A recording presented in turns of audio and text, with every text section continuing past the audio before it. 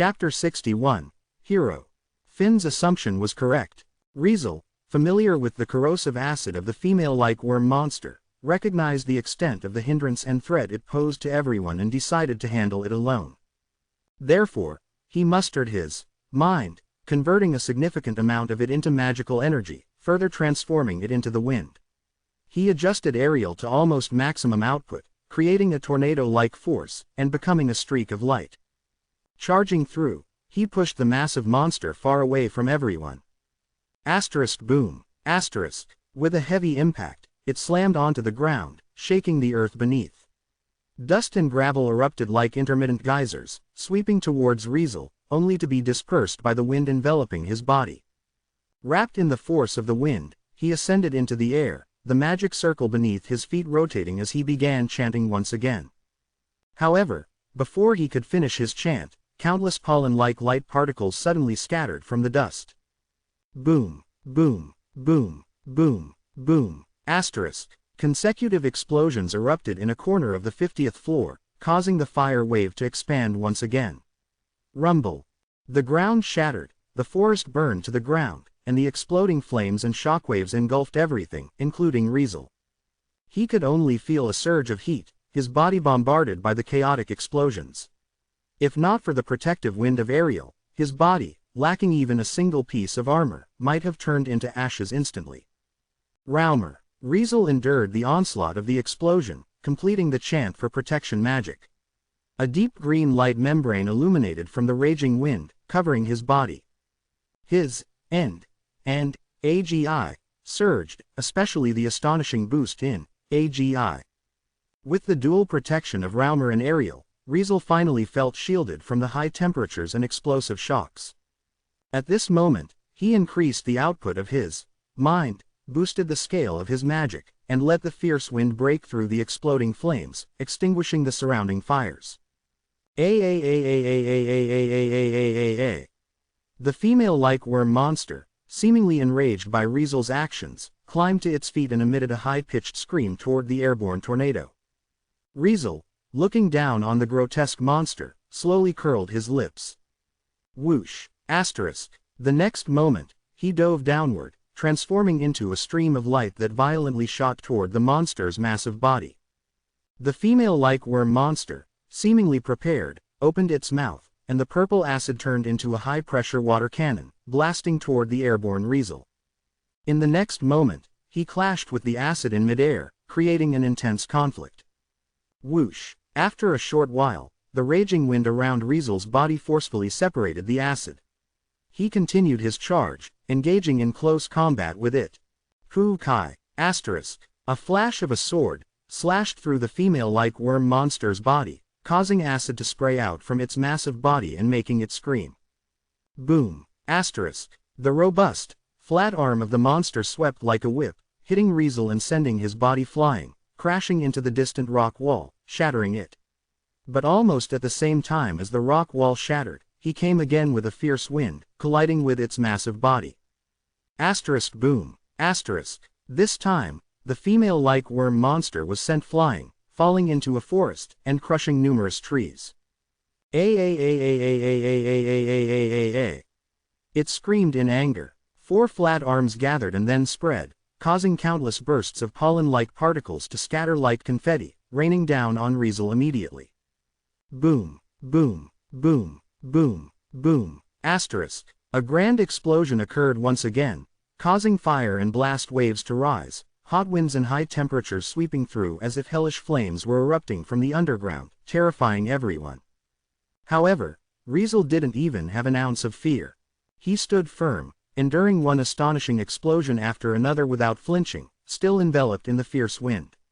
Like flowing light, he continuously darted around the female-like worm monster's massive body, launching relentless attacks without stopping.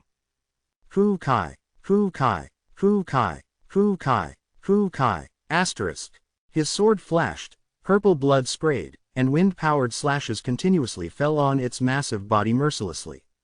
One slash after another cut through its flesh, making it wail in pain.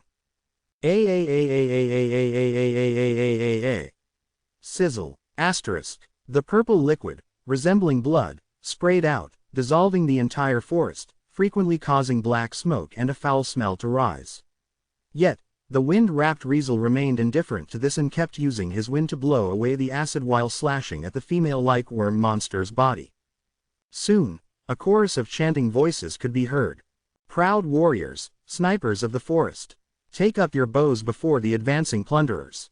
Answer the call of your brethren and ready your arrows. Tinge them with flame, the lamplight of the forest. Release them, the fire arrows of the fairies. Falling like rain, burn away the savages." Attacking, moving, and chanting, Riesel once again demonstrated superb concurrent chanting, releasing magic learned from his party companion. Fusillade Phalerica, and thus, a rain of fire descended. Boom, boom, boom, boom, boom, asterisk. The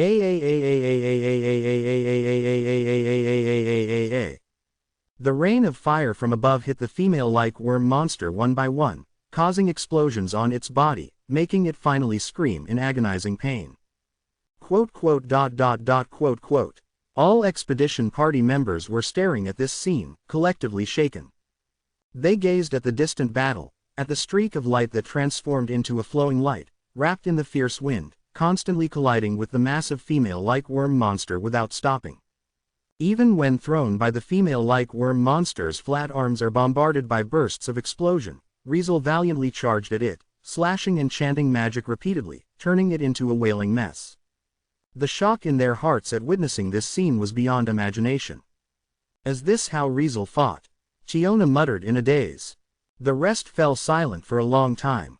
Among everyone present, except for Ice and Lefia, not many had truly witnessed how Riesel truly fought.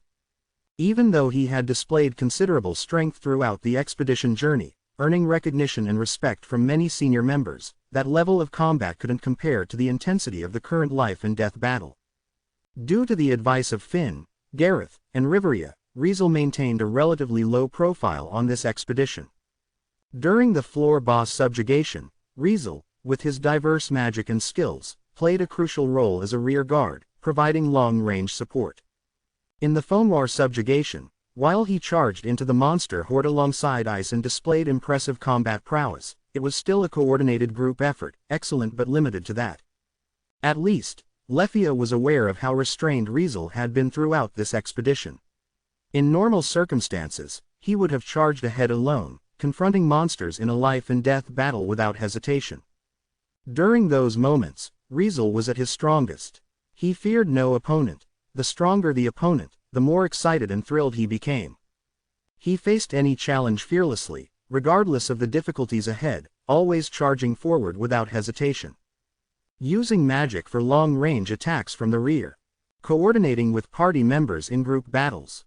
While these tactics were safe, they weren't what Riesel truly wanted. It could be said that at this very moment, he showed his true self, his true strength. As a result, the female-like worm monster, which left Finn and other level 6 adventurers helpless and forced the entire expedition party to retreat, found itself in a losing position against the fearless swordsman who fought bravely and relentlessly. Trickster swordsman. That's bullshit. Loki got the alias wrong, didn't she? Gareth exclaimed loudly. Indeed, Riveria sighed. If she witnessed this battle with her own eyes, she wouldn't have given him that alias. Finn smiled slightly, looking at the familiar members around who were staring in awe at the ongoing battle. Take a good look. Finn's voice slowly spread. Watch this battle, watch that youth.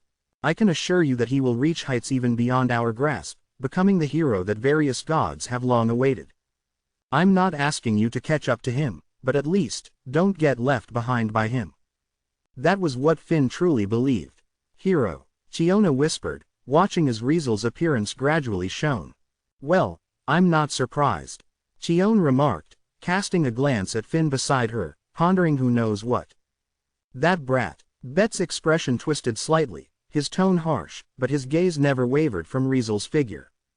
Mr. Riesel. Lefia even clasped her hands in front of her, gazing into Riesel's battle, admiration gradually welling up.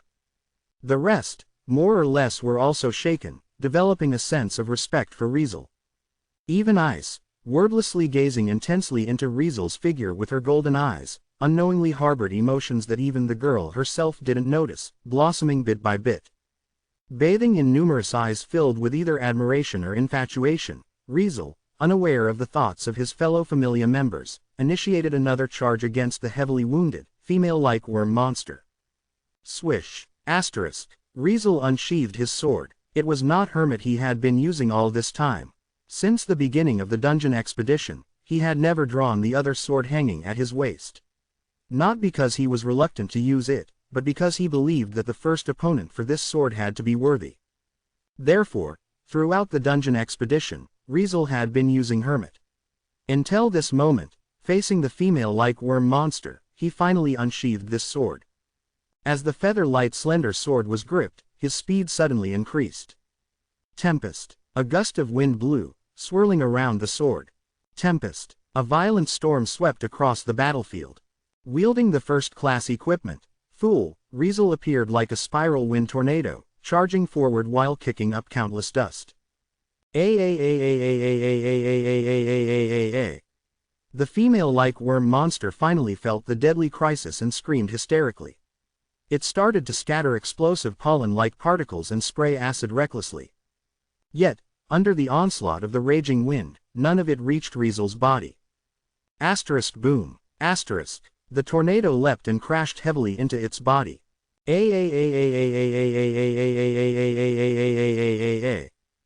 female-like worm monster let out a miserable howl, purple liquid splattering. Asterisk boom. Asterisk. The next moment, the tornado pierced through its body, creating a large hole. Amid the unwilling scream, the female-like worm monster's massive body soon fell and met its demise. Chapter 62. The End of Expedition. In the desolate and uninhabited safe floor, beneath a rocky wall, Loki Familia's expedition party gathered. Some were packing their meager belongings, others were tending to the injured, a few were running back and forth, and some occasionally glanced into the distance, their faces revealing a lingering anxiety. In the direction they frequently glanced at, a massive crater, seemingly struck by a meteor, lay there.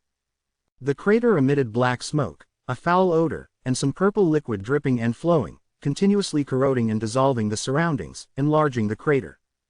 This was the aftermath of the explosive demise of the female-like worm monster. When its entire body was pierced, it self-destructed.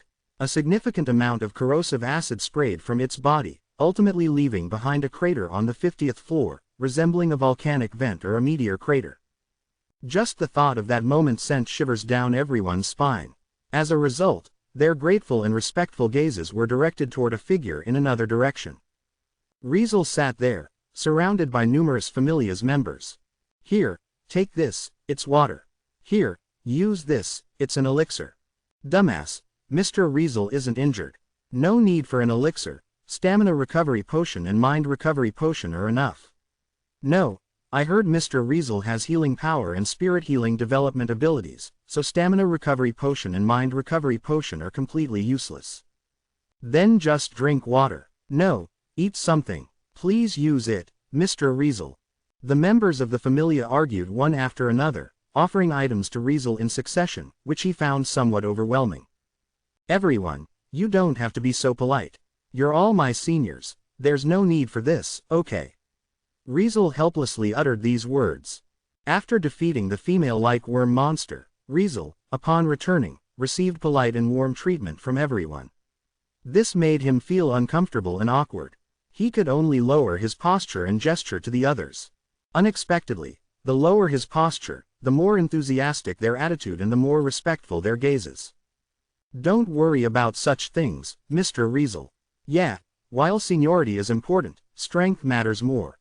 You're already the Familia backbone comparable to an executive. It's only natural for us to respect you. Rather, even though we're a senior, being surpassed by you, we should feel embarrassed, no? Yeah, don't mind us, and take a good rest. You were on the verge of collapsing when you just got back, you know. The members spoke one after another, completely ignoring Riesel's words and instead praising him even more. This left him unsure of how to react, so he could only cast a pleading glance at some familiar faces. Unfortunately, that didn't change anything. Instead, the scene became even more lively. I think you should just accept your fate, you know. Chion stood to the side, wearing a smirk that seemed to revel in other people's misfortune as she looked at him. "Who made you perform so well, Riesel?" Chiona bounced over, happily wrapping her arms around his arm. "You were just like a hero a moment ago." "UMU, UMU." Lefia nodded repeatedly, her eyes and expressions surpassing those of the surrounding members. It left no doubt that if it weren't for her somewhat reserved personality, this elf would have come forward to show concern like the rest, probably even more excessive. Even Ice approached, casting a brief glance at his face before speaking. "You should take a good rest for a while, otherwise, you might not be able to move later." As someone with plenty of experience, she was well aware of his current condition. He had overloaded his magic usage, putting a significant strain on his entire body, just like during the last crocodile dragon incident. With the protection of Ariel and Raumer, Riesel wasn't injured and didn't need healing. The consumed stamina and mind were being replenished by his healing power and spirit healing, so his condition wasn't as dire as others might think. The only issue was that he had once again unleashed the maximum output of Ariel, bearing a huge burden. Right now, he probably felt aching all over his body, nearly collapsing from exhaustion as others believed. Apart from having a good rest, there was no need for any other solution. Therefore, Ice made that suggestion. "I know." Riesel naturally understood his current state and nodded. "Just give me 10 minutes, I'll sit for a while." His words earned him the concern of those around him. "Do you really not need water? What about food? Don't you want a potion? Should we help with some massage?" The genuine concern from everyone made him smile wryly. For a moment, in the corner where Riesel was, various noisy voices rose and fell, never quiet down. "For fuck's sake, these morons need to shut the hell up. If any more of those disgusting monsters show up, let's see how they deal with it." Bet stood atop a tree, observing the scene where Riesel was, muttering with a hint of displeasure, then turned his head to stay vigilant all around. Finn, Riveria, and Gareth, who were chatting with each other, were also drawn to the commotion. They glanced over and exchanged a smile. "That boy is now the hero of the Familia, huh?" Gareth remarked, and whether it was out of irritation or amusement, he shook his head. "There's nothing wrong with that," Riveria said calmly, closing one eye. "With Riesel's performance, not having this treatment would be strange. Hey, even Aki is getting in on this, that's really something, all right." Finn chuckled and added a comment. Upon closer inspection, the catgirl indeed mingled among the crowd around Riesel, taking the opportunity to hand over a towel to him. However, as he was surrounded by many, he seemed oblivious and appeared somewhat helpless. Anakiti seemed a bit disappointed by this. Her behavior made Raoul, standing nearby, wear a face as if he'd seen a ghost, completely dumbfounded. Gareth, observing this, was surprised.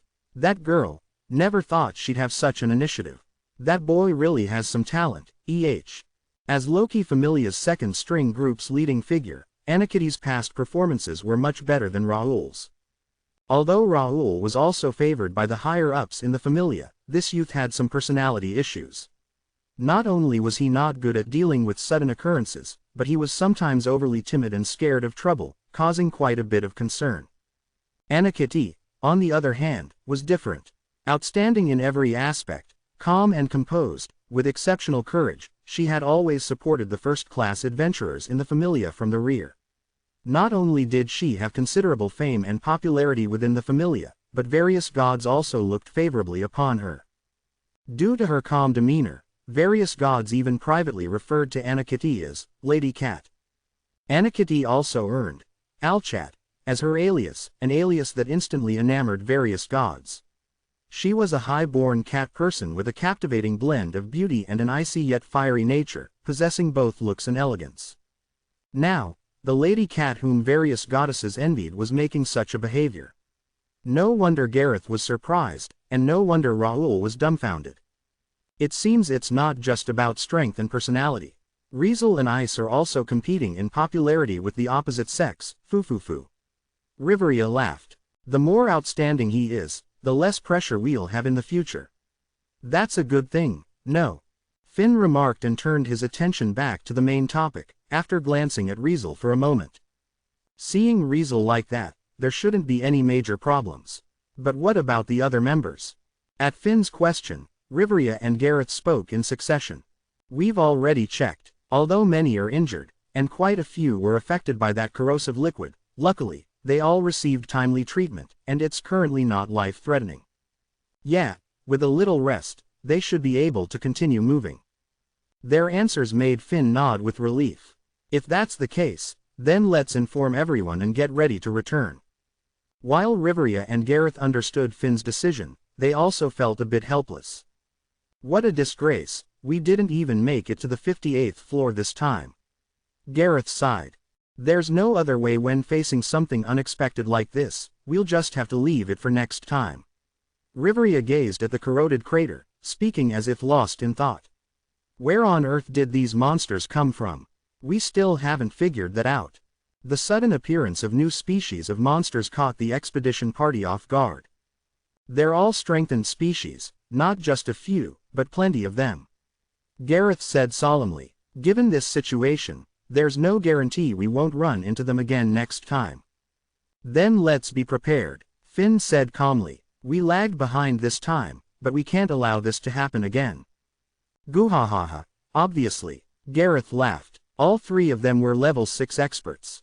If it weren't for being unprepared this time and hindered by that corrosive acid, it would be impossible for them to end up as mere spectators and leave everything to their juniors.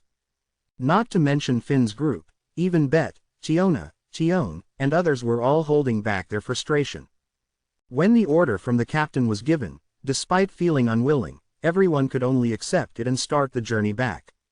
About half an hour later, all members of Loki Familia's expedition party arrived at the entrance to the 49th floor, officially beginning the journey back. Riesel, who was at the back, took a last look at the 50th floor. The expedition is over, huh? In his heart, an inexplicable feeling of emotion was growing. For 2 weeks, his first expedition ended with a fierce battle. Not bad. Riesel suddenly smiled, not feeling regret in his heart. Having defeated that female-like worm monster and engaged in a deadly battle with such a creature, he naturally gained a massive amount of high-rank excellia. Going back this time, I should be able to reach level 5, right? With such expectations, Riesel set out on his journey home. The 50th floor soon returned to its state of obscurity, sinking into silence once again. Chapter 63, Anticipation. The return journey at the end of the expedition wasn't something worth praising.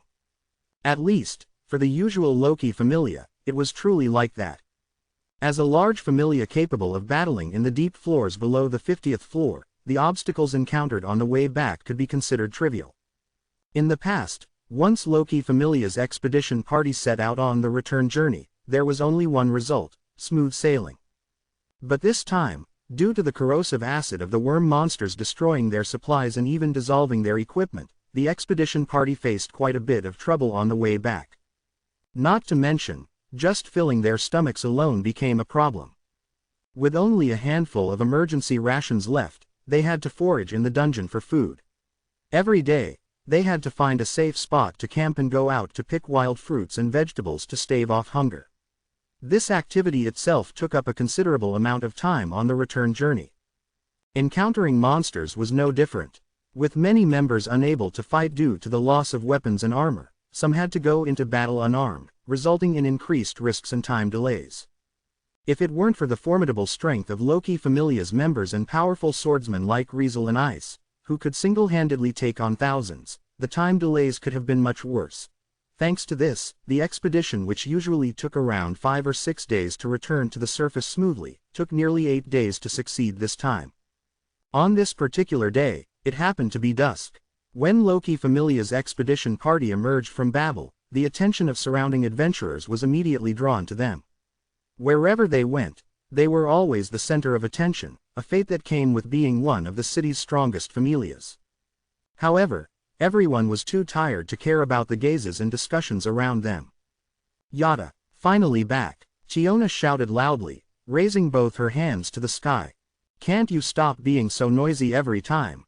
It's embarrassing. Tion complained on the side but visibly relaxed. The rest of the expedition party showed more or less the same expressions, even Riesel wasn't an exception.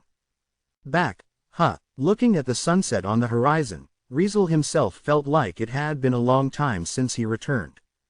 Although the dungeon had various wonders, they were still underground after all. Unable to see the sky and constantly on guard, fighting monsters every moment, it was fine for a short time, but if it lasted too long, anyone would feel particularly stressed. Not that Riesel felt that way. Once, he survived in the wilderness for several months, so why would he feel stressed after less than a month in the dungeon? However, at that split second of seeing the sky, he couldn't help but feel a sense of relief. Guess I just didn't notice those stressed feelings deep down. Riesel thought quietly. Shows I'm still just a normal human, huh? As he thought like that, a smile formed on his face. All right, time to go home. Meanwhile, the mask of captain that Finn had been wearing on his face all along slipped away, revealing the usual amiable appearance that everyone knew. Everyone immediately started chatting and laughing, simultaneously relaxing the tension that had been gripping their hearts.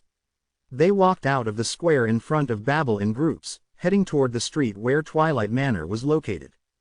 Along the way, whether they were adventurers or ordinary citizens, they all paid attention to Loki Familia's expedition party, offering nods of respect. Surely, before long, news of their return from the expedition would spread one by one to the ears of every Familia in Orario. Before long, the gate of Twilight Manor gradually appeared ahead. The Familia members guarding the gate were originally standing there expressionless, with a solemn demeanor. However, their expressions changed when they saw the returning expedition party led by Finn. It's Captain. Captain is back. The expedition party has returned. Before long, surprised announcements filled Twilight Manor. Captain. The two gatekeepers quickly saluted Finn and the rest.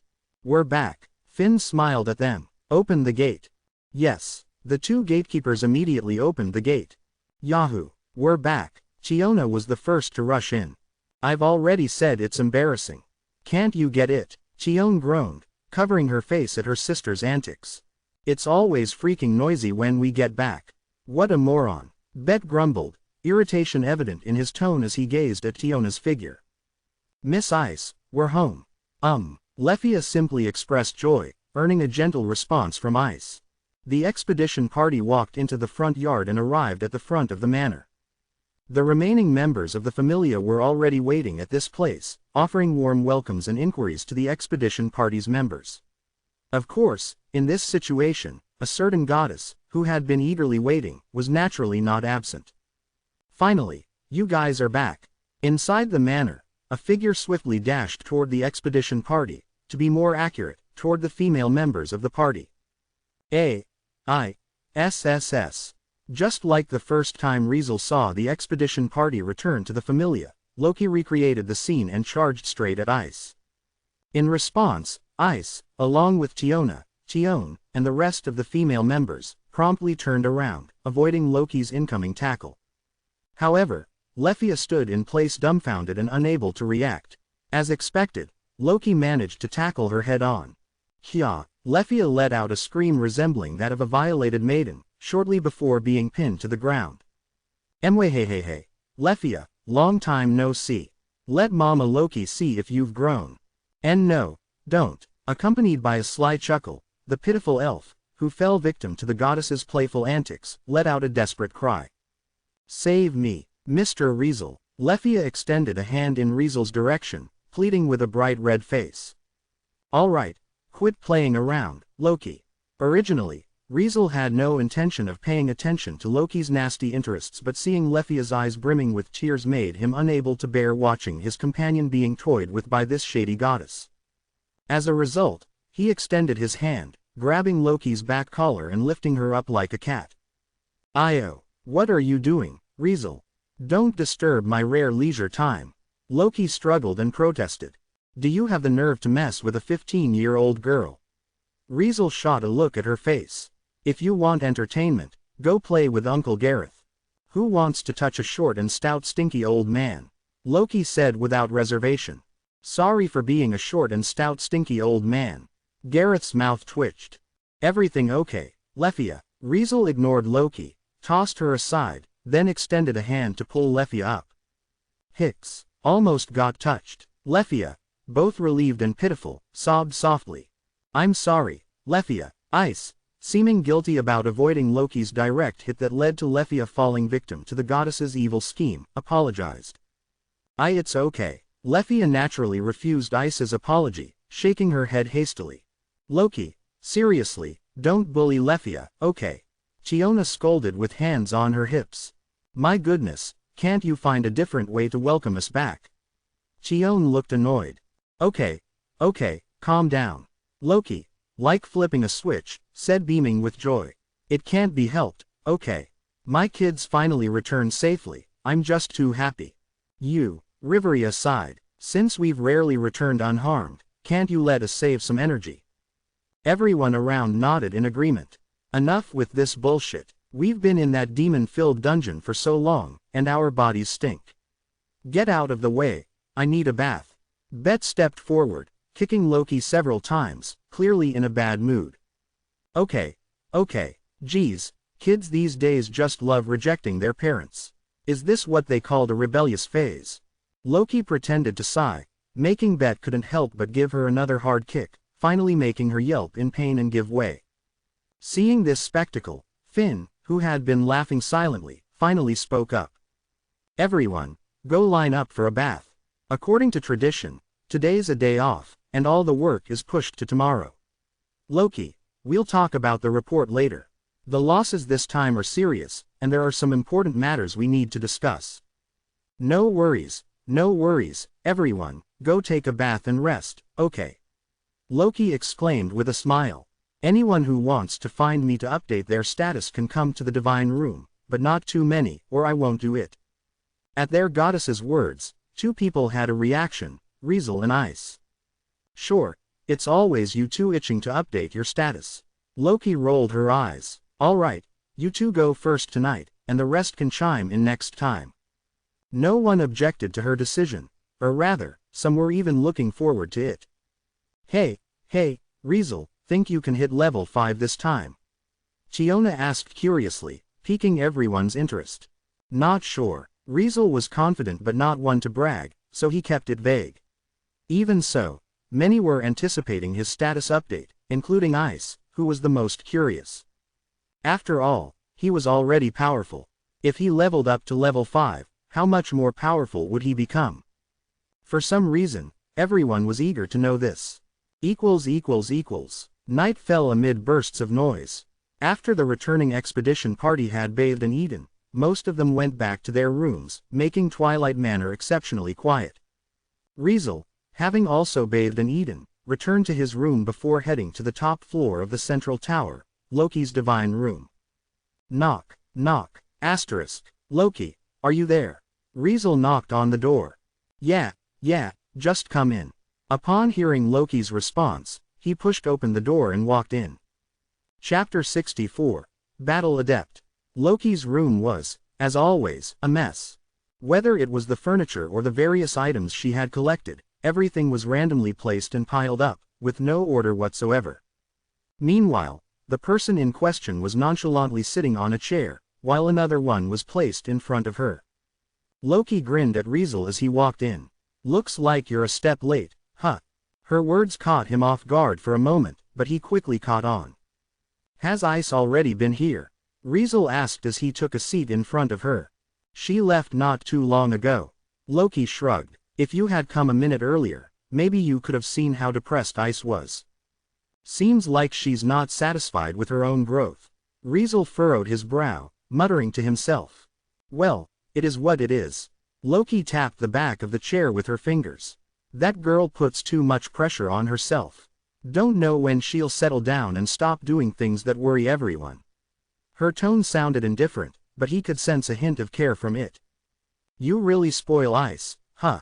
Riesel sighed. Isn't it obvious? Loki chuckled. Ice is my treasure, you know. If she died, I probably wouldn't even want to stay down here. I would have chased her soul all the way to heaven to bring her back.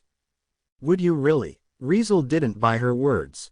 Though this goddess might not have integrity, her equal affection for everyone in the Familia was evident. Riesel doubted Loki would sacrifice everyone just for Ice alone. When did you start learning to challenge my authority, kiddo? Loki grumbled. Anyway, let's drop the topic, and let's talk about you. She straightened up, focusing her eyes on him. Her eyes, which were squinted before, opened slightly wider. TCH, I heard everything from Finn, you know. Dealing with those strengthened species monsters is a big blow for us, no doubt. But you, kiddo, seem to handle it like a pro. Finn, Gareth, and Riveria couldn't stop singing your praises, even throwing around ideas for a new alias for you. In other words, those 3 top executives believed Riesel might level up this time. After all, Donatus occurred every 3 months, and adventurers who leveled up during that time would be discussed at the meeting. Those who leveled up could earn the privilege to be mentioned in the next Donatus and possibly receive a new alias bestowed by various gods. Even those with existing aliases could be mentioned again after leveling up, giving them the chance to obtain the privilege to change their aliases. For example, Bet, who once held the alias Fenris, only gained the alias Venargand after another level up. If Riesel succeeded in leveling up this time, he might have the opportunity to change his alias in the next Donatus. Of course, he could choose not to change it. However, judging by the intentions of Loki and the 3 top executives, it seemed like they were all inclined to give him a new alias. However, Loki seemed a bit displeased about it. Is Trickster Swordsman not good enough? I think this alias is pretty cool, you know. On this matter, Riesel chose not to comment. He couldn't see anything good about it anyway. All he could discern from this alias was Loki's quirky taste in labeling him, proudly declaring to the world that he was her possession. Alright, Loki, let's update my status already, okay. Riesel diverted from the topic, turned away from her, and took off his shirt. Yeah, sure, Loki said while acting a bit difficult. I just wanna see if you've really grown that much after your first expedition. She picked up a needle, pricked her fingertip, and began working on his back. Before long, his new status was revealed. Riesel Brynhart. Level 4, STR, A847 right pointing arrow SSS 1277. End. A825 right pointing arrow SSS 1258. Dex.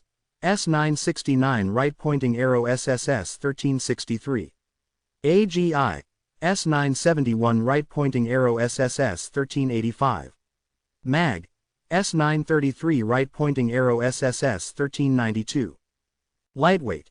H right pointing arrow G. Swordsman. H right pointing arrow G. Mage. I right pointing arrow H. Ha. You've reached the end of level 4, huh. Why I'm not surprised. Loki sighed as she looked at Riesel, who was staring at the parchment in his hand. Another SSS rank in all basic abilities, even the development abilities are all ranked up. Your bullshit growth speed, I really don't know when it will start to slow down. If she hadn't already gotten used to it, or rather, become numb to it, she would have jumped up by now.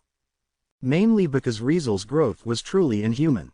There was no issue with the growth of basic abilities, Riesel had always been like that. Every proficiency improvement in basic abilities had been no less than 500.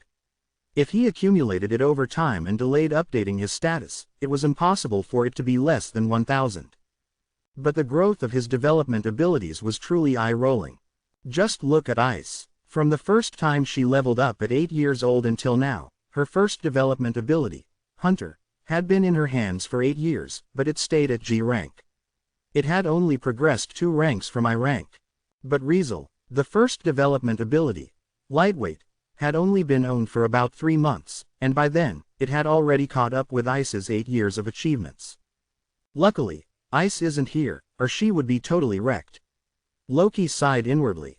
Riesel ignored Loki, who was shaking her head, and focused on reading his current status. How's my accumulation of high-rank Excelia? Riesel asked. It was the most crucial point, and Loki's answer did not disappoint him. As you expected, it's already maxed out. Loki chuckled. Congrats, you can level up, kiddo. Her answer made Riesel's mouth involuntarily lift up. Sure enough, he could level up and was about to become a level 5 first-class adventurer. It took 7 days to reach level 2, 15 days to reach level 3, 30 days to reach level 4. Now, from when you became level 4, it's exactly been 45 days. Loki, whether laughing or crying, had a face so twisted that it could be used for street performances. Only a month and a half, you've leveled up again.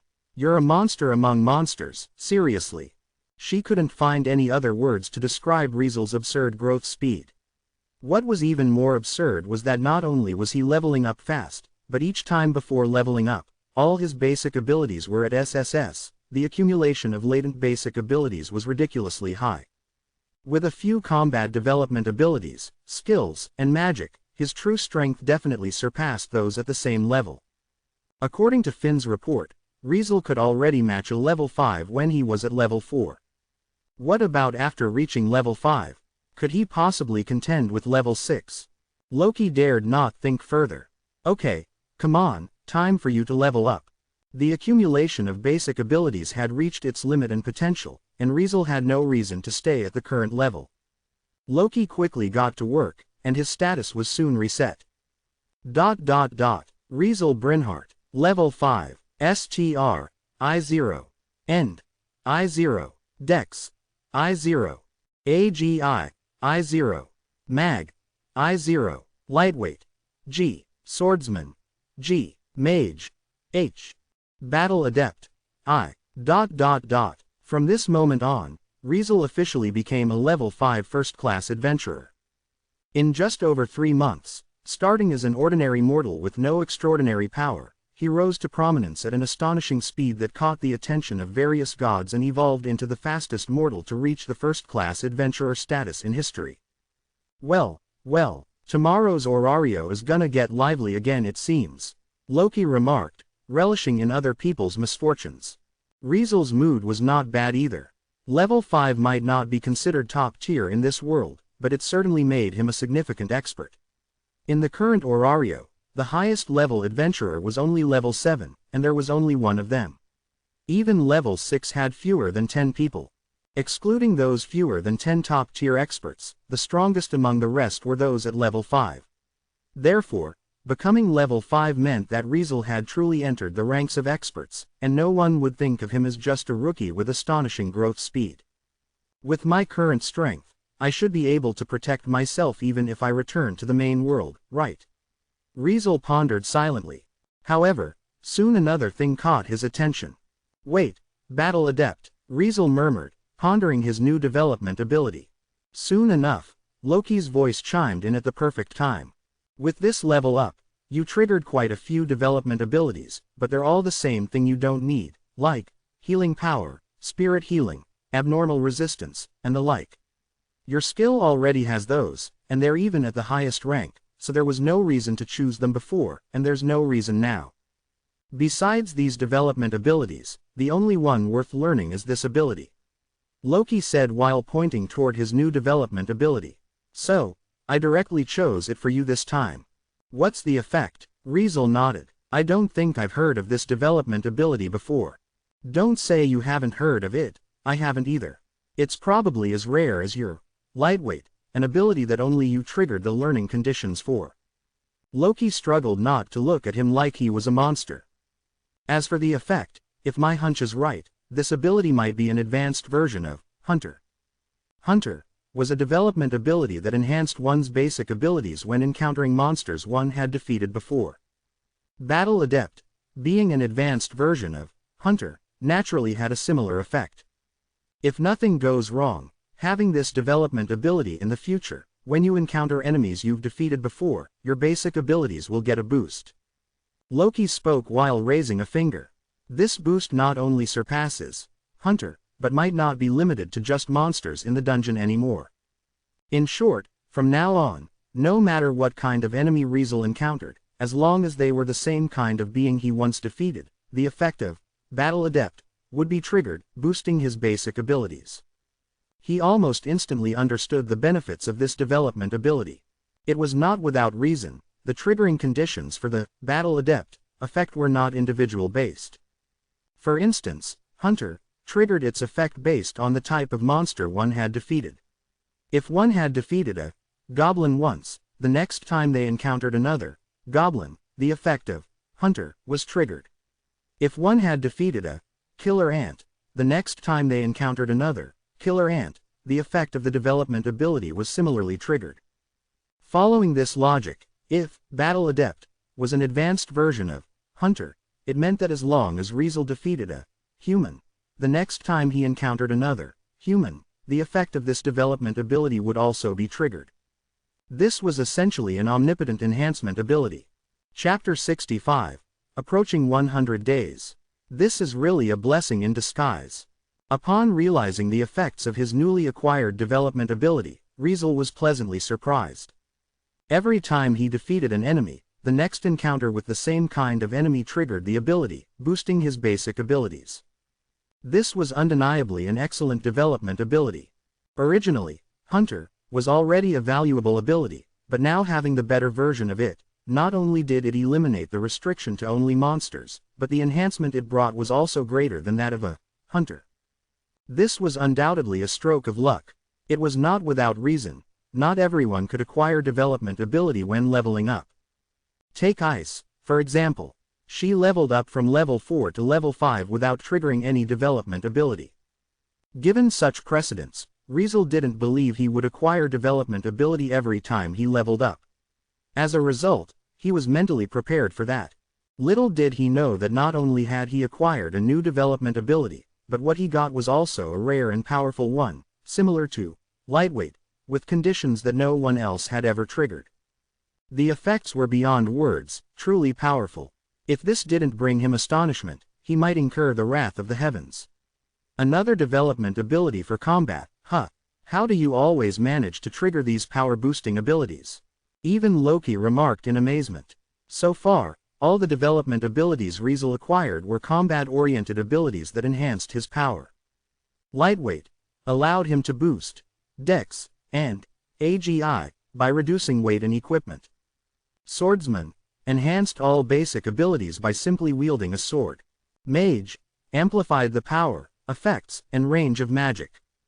Adding Battle Adept, which enhanced all basic abilities when facing an enemy of the same kind as the once defeated enemy. Riesel's development abilities, acquired with each level up, were all combat-oriented. Thanks to this, he could probably defeat opponents with a higher status just by relying on the enhancement from his development abilities alone, not to mention his astonishing accumulated SSS rank latent basic abilities. I can only say, no wonder you awakened a skill like Endless. Maybe you really have a natural knack in this area that others don't. Loki seemed to grasp something. Endless. The skill provided Riesel with 3 highest-ranked development abilities: Healing Power, Spirit Healing, and Abnormal Resistance. It even boosted the effects of already obtained development abilities. In essence, this skill greatly boosted various aspects of his development abilities, crucially enhancing his strength. Being able to awaken such a skill was enough to show that he had a natural talent in the development ability aspect compared to others. On second thought, does this kid have any shortcomings compared to others? Loki started to ponder. No need to dwell on his basic abilities. Each time, they were all SSS, crushing all adventurers. Development abilities were the same, triggered every level up, repeatedly acquiring valuable and rare development abilities. Not to mention magic. Although he only had one magic called Almighty, with this magic alone, he could make all mages bow down in awe. His skill, no need to talk more about it. His 3 skills, one more ridiculous than the other, one more insane than the next. Without them, there was no way her familia had the current Riesel. His growth and potential on the Falna were off the charts, unmatched throughout history. Even the strongest adventurer from the Freya familia, Ottar, couldn't hold a candle to his growth and potential. Logically, an anomaly like Riesel should have a weakness, likely in combat skills and experience. Even if the hardware quality was top-notch, if the software wasn't up to par, it wouldn't have worked. Yet, Riesel didn't have a weakness even in that regard. He had just sparred a few times with Ice and picked up bits and pieces of her swordsmanship. His combat experience had skyrocketed from repeatedly diving into the dungeon and battling countless monsters. It was just absurd. Was there nothing he wasn't good at? Loki was in doubt. It was precisely at this moment that Riesel, who had been staring at the parchment translating his status, suddenly spoke. "I've been with the familia for 3 months now, right?" The sudden question brought Loki back to reality. Yeah, 3 months. Loki nodded and then sighed. More precisely, it's been 97 days. Riesel joined Loki Familia on the first day he arrived in this world, receiving a blessing from Loki. After that, his leveling up times were countable. 7 days to level 2, 15 days to level 3, 30 days to level 4, 45 days to level 5. When they got added up, it was exactly 97 days. So, it had been 97 days since Riesel joined Loki Familia, and it had been 97 days since he arrived in this world. 97 days, huh? Riesel fell silent for a while, then glanced at Loki. I might have to leave for a while. At his statement, Loki raised an eyebrow. Leaving for a while, Loki stared at Riesel. Where? To her question, Riesel's reply was very brief. Back to where I was before I came here. His tone was indifferent. He didn't forget that the time limit for dimensional travel was 1 day in the main world, precisely 100 days in this world. Now, the time limit was approaching, and he had to say a temporary goodbye to this side. Loki stared at Riesel for a long time, then relaxed her shoulders. How long are you going to be away? Loki asked with an uninterested tone, not delving further into the matter. This caught Riesel somewhat off guard. You're not even asking where I'm going. Does it matter? Loki shot a glance at him casually. In our familia, tons of kids are like you, carrying secrets and the burden of unfathomable mysteries on their shoulders. She had no intention of prying into his privacy, it wasn't important to her. As long as you're my kid. Loki grinned. What you're up to isn't important. What matters is when you'll be back, kiddo. Upon hearing this, Riesel chuckled.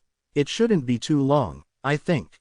That was the truth. Though he was returning to his main world according to the instructions of the dimensional magic cube, when he finished his dimensional travel, the time ratio between the main world and the target world of dimensional travel would reverse.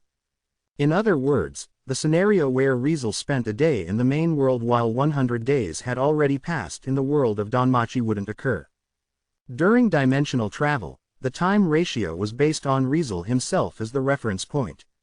Therefore, while he was in the world of Danmachi for 100 days, only 1 day would have passed in the main world, and vice versa. This time ratio adjustment remained the same even if he traveled to another world. Even in a world different from his main world, it would still be 100 days passing on his side while only 1 day passed in other worlds. All time ratios worked this way, using Riesel's actual time as the reference to determine time speed. No matter which world he was in, time flowed faster in the world he was in and slower in other worlds. Considering this, Riesel wasn't worried that upon leaving, everything here would have changed drastically when he returned. Based on the time ratio, even if he spent a year in another world, only around 3 to 4 days would have passed in this world. Therefore, Riesel answered Loki's question with ease and calm. Shortest, a few days, longest, around a month. In short, I'll surely come back, Riesel promised. After all, this world was the first place where he made a name for himself and the first place where he felt the warmth of home and family. Even though dimensional travel to the personally selected world required 10 times the energy, Riesel would absolutely find a chance to come back. Typically, accumulating a month's worth of energy was needed for random dimensional travel, so with 10 times the energy, that meant accumulating 10 months. He would endure, even if it took this long. Of course, playing it safe, he still set a maximum deadline of 1 month in this world's time. In terms of the time ratio, after he left this world, if a month passed here, over 8 years would have passed on his side. Over 8 years, yet he still couldn't gather enough energy for dimensional travel to the personally selected world. Impossible. A month, huh? Loki breathed a sigh of relief. Well, that's not too long. Yeah, Riesel smiled at Loki. Remember to wait for me to come back before going on another expedition. I'm looking forward to revenge. No worries, every expedition needs a couple of months of preparation anyway. As long as you come back on time, you won't be left behind. Loki said while nodding. When are you planning to set off? In a few days. Riesel thought for a moment. I also won't enter the dungeon during these days. Then spend some good time with your familia's friends. Loki patted his shoulder. Remember, they're all here waiting for your return, kiddo. Hearing her words, Riesel nodded silently. == After leaving the divine room, Riesel descended the steps along the central tower. As he walked, he suddenly came to a halt. There, in front of the steps, by a window next to the passage, a silent girl stood, gazing at the scenery outside. Whoosh! A gentle breeze swept in, tousling the girl's golden long hair, making its silky strands sway and flutter. Ice! Riesel unconsciously called out. It seemed like Ice had just noticed his presence as she turned her head to him after hearing her name being called. Under the moonlit night, the two locked eyes, one on the steps, the other by the window, creating a strangely beautiful scene. The breeze continued to caress them both as they remained bathed in the wind, silent for a long while. Chapter 66. Same emotion, same obsession. In the well-lit twilight manor, where lights shone brightly, the place where Riesel and Ice met had little illumination. Moonlight streamed in from the window, casting a glow on both of them.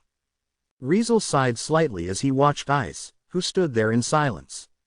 At first glance, she seemed no different from usual, still wearing her emotionless demeanor with no expression on her face. However, Riesel, being perceptive, sensed that her mood wasn't great.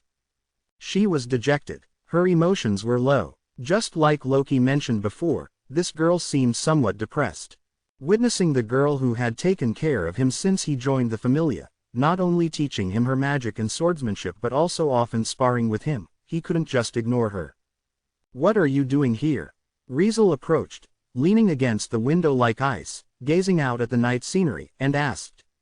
Ice remained silent, only staring into the distance. Hearing no response, Riesel glanced at the piece of parchment she was holding. Wasn't the gains good this time? At his questions, Ice fell into another momentary silence, then handed the parchment to him without speaking. "I can see it," Riesel asked while furrowing his brow. Ice nodded, allowing him to take the parchment. On the parchment was her recently updated status. Ice Wallenstein, Level 5, STR. D549 right pointing arrow D555. End. D540 right pointing arrow D547. Dex. A823 right pointing arrow A825. AGI. A821 right pointing arrow A822. Mag. A899. Hunter. G. Abnormal resistance. G. Swordsman. I. Upon seeing her status, Riesel probably understood why Ice was feeling so depressed. Not because of anything else, but simply because her gains this time were really bad.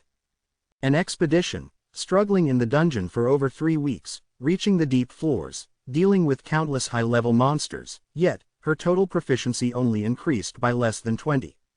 Such progress was truly disappointing. At least, for Riesel, who had never experienced proficiency growth below 500, this number was a bit unsettling. Don't worry too much, it's not that you didn't work hard, but your status is almost at its peak. Riesel could only say that. He wasn't deliberately comforting her. In his view, the main reason for Ice's poor growth was because her status had reached its limit. STR and End were not her strong suits. Reaching D rank for both was already quite good. Dex and AGI were already at A rank, and pushing them further would lead to the highest S rank. Considering the principle that progress slows down as you approach S rank, the improvement in these two abilities would be minimal was purely normal. Not to mention, Mag, it was just a point away from S rank, and it wouldn't be easy to raise it. In summary, Ice's slow growth this time wasn't her fault, it was because she had almost reached the potential limit of level 5. I know, Ice finally spoke, but her voice wasn't as calm as usual, it carried a hint of exhaustion. At this point, I've hit the limit. Even if I slay thousands or tens of thousands of monsters, my basic abilities won't increase much. I can feel it. At this moment, she didn't have much room for growth. Her current status was her limit, there wouldn't be much room for significant development. For over 3 years, she had been stuck at level 5, with a wall called bottleneck blocking her way. It made any significant advancement seem unattainable. Ice realized this and therefore felt lost. And you? Ice turned her gaze towards Riesel. Leveled up. Yeah, Riesel met her gaze and nodded. As expected, Ice's eyes became somewhat complex as she whispered. In just 3 months, you caught up to me. This blow, at this moment, was truly powerful for her. But Ice knew it was inevitable. As someone who had watched Riesel rise from the beginning, she was well aware of how fast he grew and how much potential he had.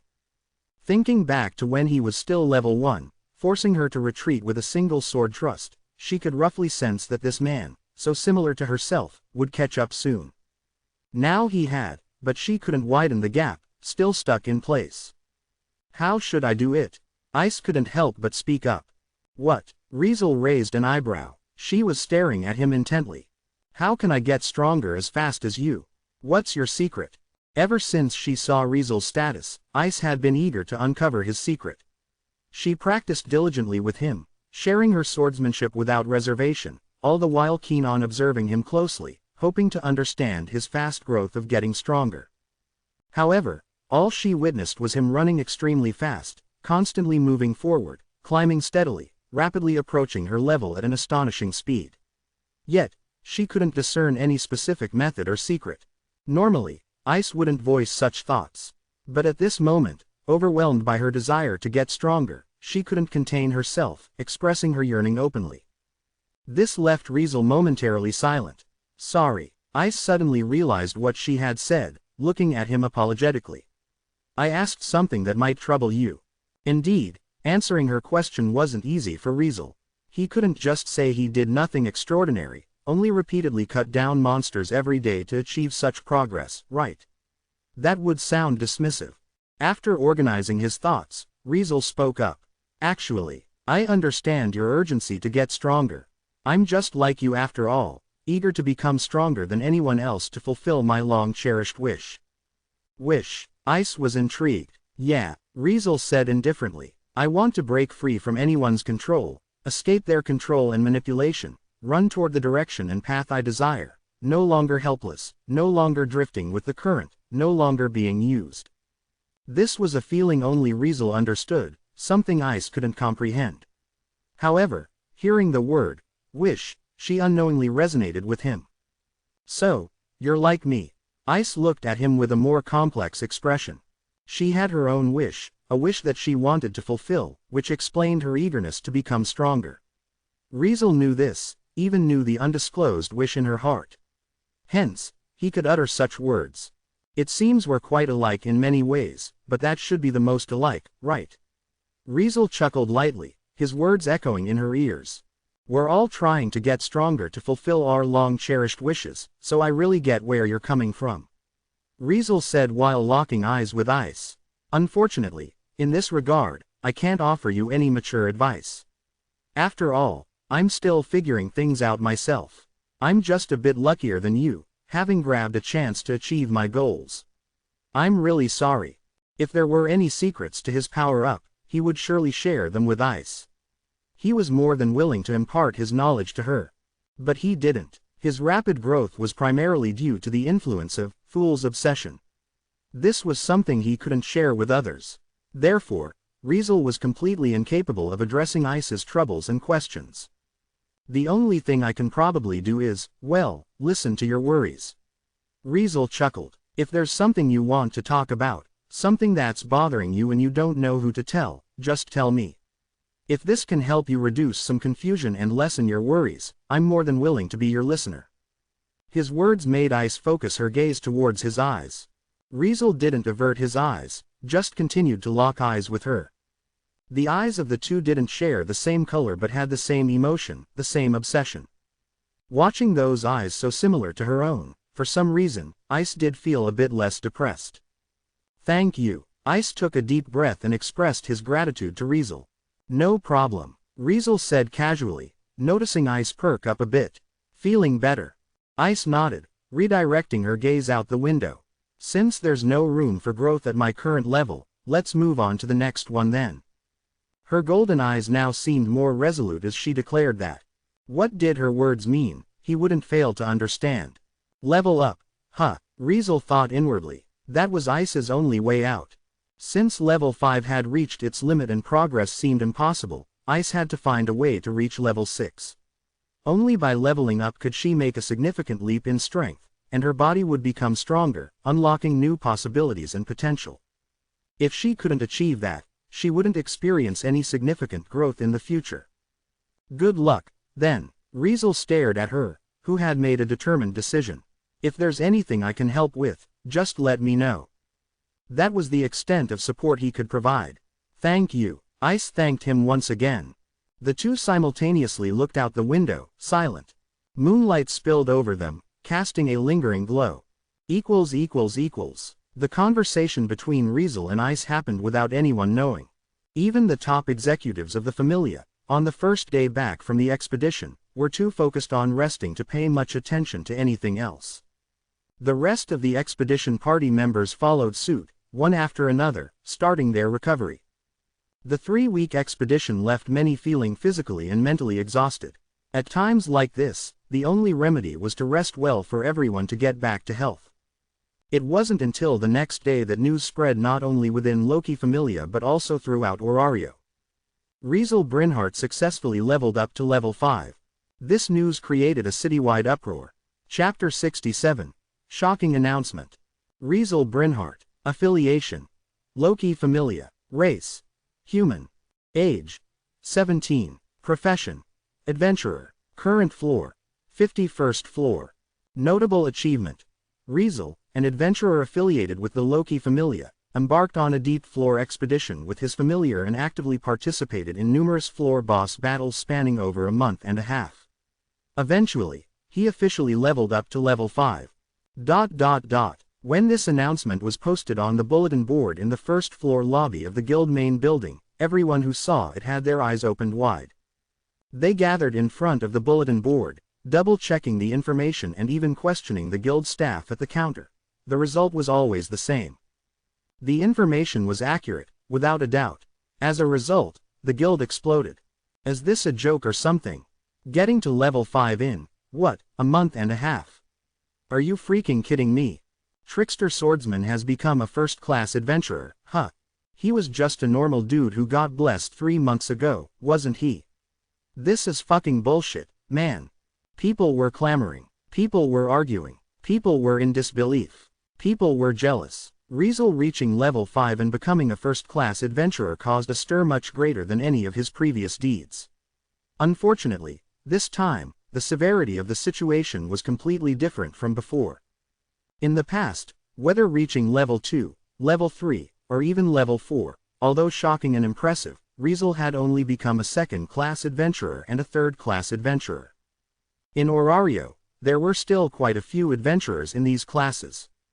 Therefore, even though he rapidly rose with a speed that amazed and sparked envy and jealousy, he only became one among the many high-class adventurers.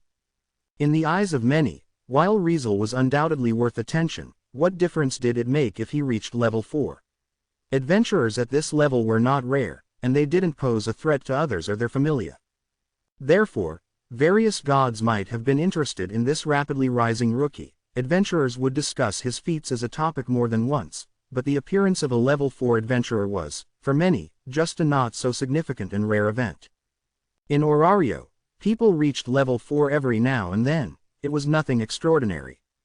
Riesel was just one of them, albeit with a significantly faster level-up speed, considered talented and full of potential. However, this time was different. Dude, we're talking level 5 here. They're top adventurers in Orario, boasting powerful strength that only a few well-known big familias can have. All in just a month and a half, huh? If it's true, that's wild, you know. What a damn joke. Becoming a level 5 first-class adventurer was not just like becoming an adventurer at any other level. Being at this level not only made anyone one of the top experts in Orario but also put one at the level of leading figures in top familias, even among those well-known and influential familias. Take Hephaestus Familia for example. It was famous in Orario alongside Loki Familia and Freya Familia as the best blacksmith familia of Orario. Tsubaki, the captain of this familia with the alias, Cyclops, held the status of level 5 first-class adventurer. Meanwhile, the majority of top familias in Orario, trailing just behind Loki Familia and Freya Familia in both fame and strength, also followed the same pattern. Without exception, the higher-ups of these familias, holding the position of captain, were also level 5 first-class adventurers. It could be said that the reason these familias held a powerful position in Orario was because they had level 5 first-class adventurers.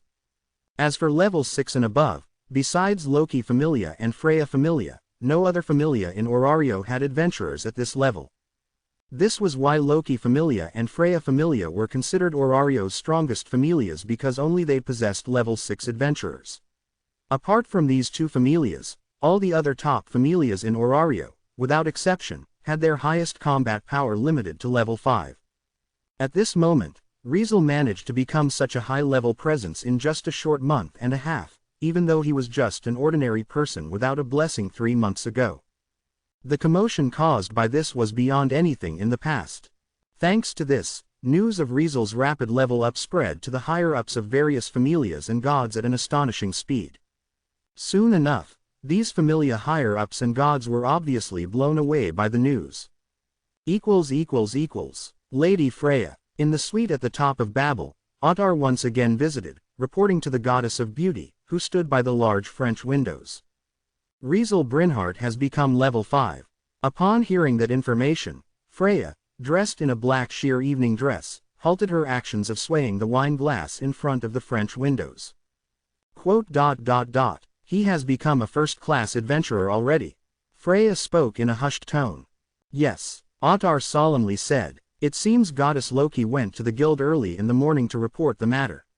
After confirmation from the guild, the news has already been announced. Loki. Freya swayed the wine glass and chuckled lightly. She seems eager to show off in front of us. Alan already knows about this. Ottar continued, seemingly unaffected by her teasing. He's not in a good mood and raging in the wilderness, venting his frustration. Fufu. Let him be. Freya shook her head with a chuckle. That child has always been one to hold a grudge. Last time, he did some hateful things on my orders and ended up getting hurt. Now, the one he fought with has leveled up to level 5, so it's only natural he's in a bad mood. What about Riesel Brynhart? Ottar asked with his head down. Loki familia gained an executive-level combat power. For us, it's not something to be happy about. After all, Freya familia and Loki familia were rivals. Suddenly having an additional first-class adventurer in Loki familia was not advantageous for Freya familia. Freya, not indifferent to the situation, pointed her slender and fair fingers at her chin before turning to Ottar. What do you think? Freya asked Ottar. About Riesel Brynhart. Without much hesitation, Ottar gave his answer. If you see him as a threat, I am willing to make a move. Implying that if she gave the order, he wouldn't hesitate to eliminate this threat. That won't do. Freya sighed with a smile. Just look at Loki's behavior. That boy is her treasure now. If we casually harm him, our familia might end up in a full-scale war. Such a situation would be avoided deliberately by both sides, and even the guild, as the city manager, would not allow it. In principle, the guild strictly prohibited big familia from engaging in conflicts within Orario because each big familia played a significant role in the city. Business-type familia naturally contributed to the city's economic development, and exploration-type familia provided the strength needed for the guild's various tasks, especially dungeon-related tasks. Furthermore, Loki familia and Freya familia, being the strongest, were the mainstays in dungeon exploration and city defense. Therefore, as the city manager, the guild wouldn't silently watch these two big familias clash without intervening. Starting a war, that shouldn't happen. Freya looked at Ottar, her expression unchanged. Anyway, I'm asking you like this is not from our familia's perspective but more like wanting to hear your personal opinion. Hearing that, Ottar raised his head. Personal opinion? Yes. Freya's lips curled up. Don't need to consider my thoughts. For you, Ottar, how is Riesel Brynhart as a person? At her question, Ottar fell into silence. Freya, unfazed, just smiled at him and waited. After a while, Ottar spoke. I'm looking forward to it. His face remained firm and calm, but in his eyes, there was a newfound fighting intent that hadn't been there before. If he can truly continue to grow, perhaps one day, he could replace Finn as my opponent. How high this evaluation was, anyone hearing Ottar's words would understand. No choice. Can't believe Orario's only level 7 would make such an evaluation. Freya's smile on her face deepened. He's worthy of it, the man regarded as the city's ultimate weapon admitted. Well, let's not worry about him for now. Freya took a sip of wine. I also want to see if he can catch up to you. She was curious about Riesel, very, very curious. A soul as peculiar as his, she had never seen in her entire life. She was eager to know what lay deep within his soul. This curiosity and thirst to explore made her feel both refreshed and amazed. In the past, with her discerning eye, she always gathered souls with extraordinary radiance, being infatuated with heroes possessing such souls. But this kind of feeling, not infatuation, not admiration, but purely curiosity, an itching desire to explore the unknown, something she had never experienced before. Freya's attitude toward Riesel was currently in a state of curiosity and observation. Chapter 68. What's going on? The same discussion wasn't just happening within Freya Familia. Many familias received the related news and successively paid attention to Riesel's situation.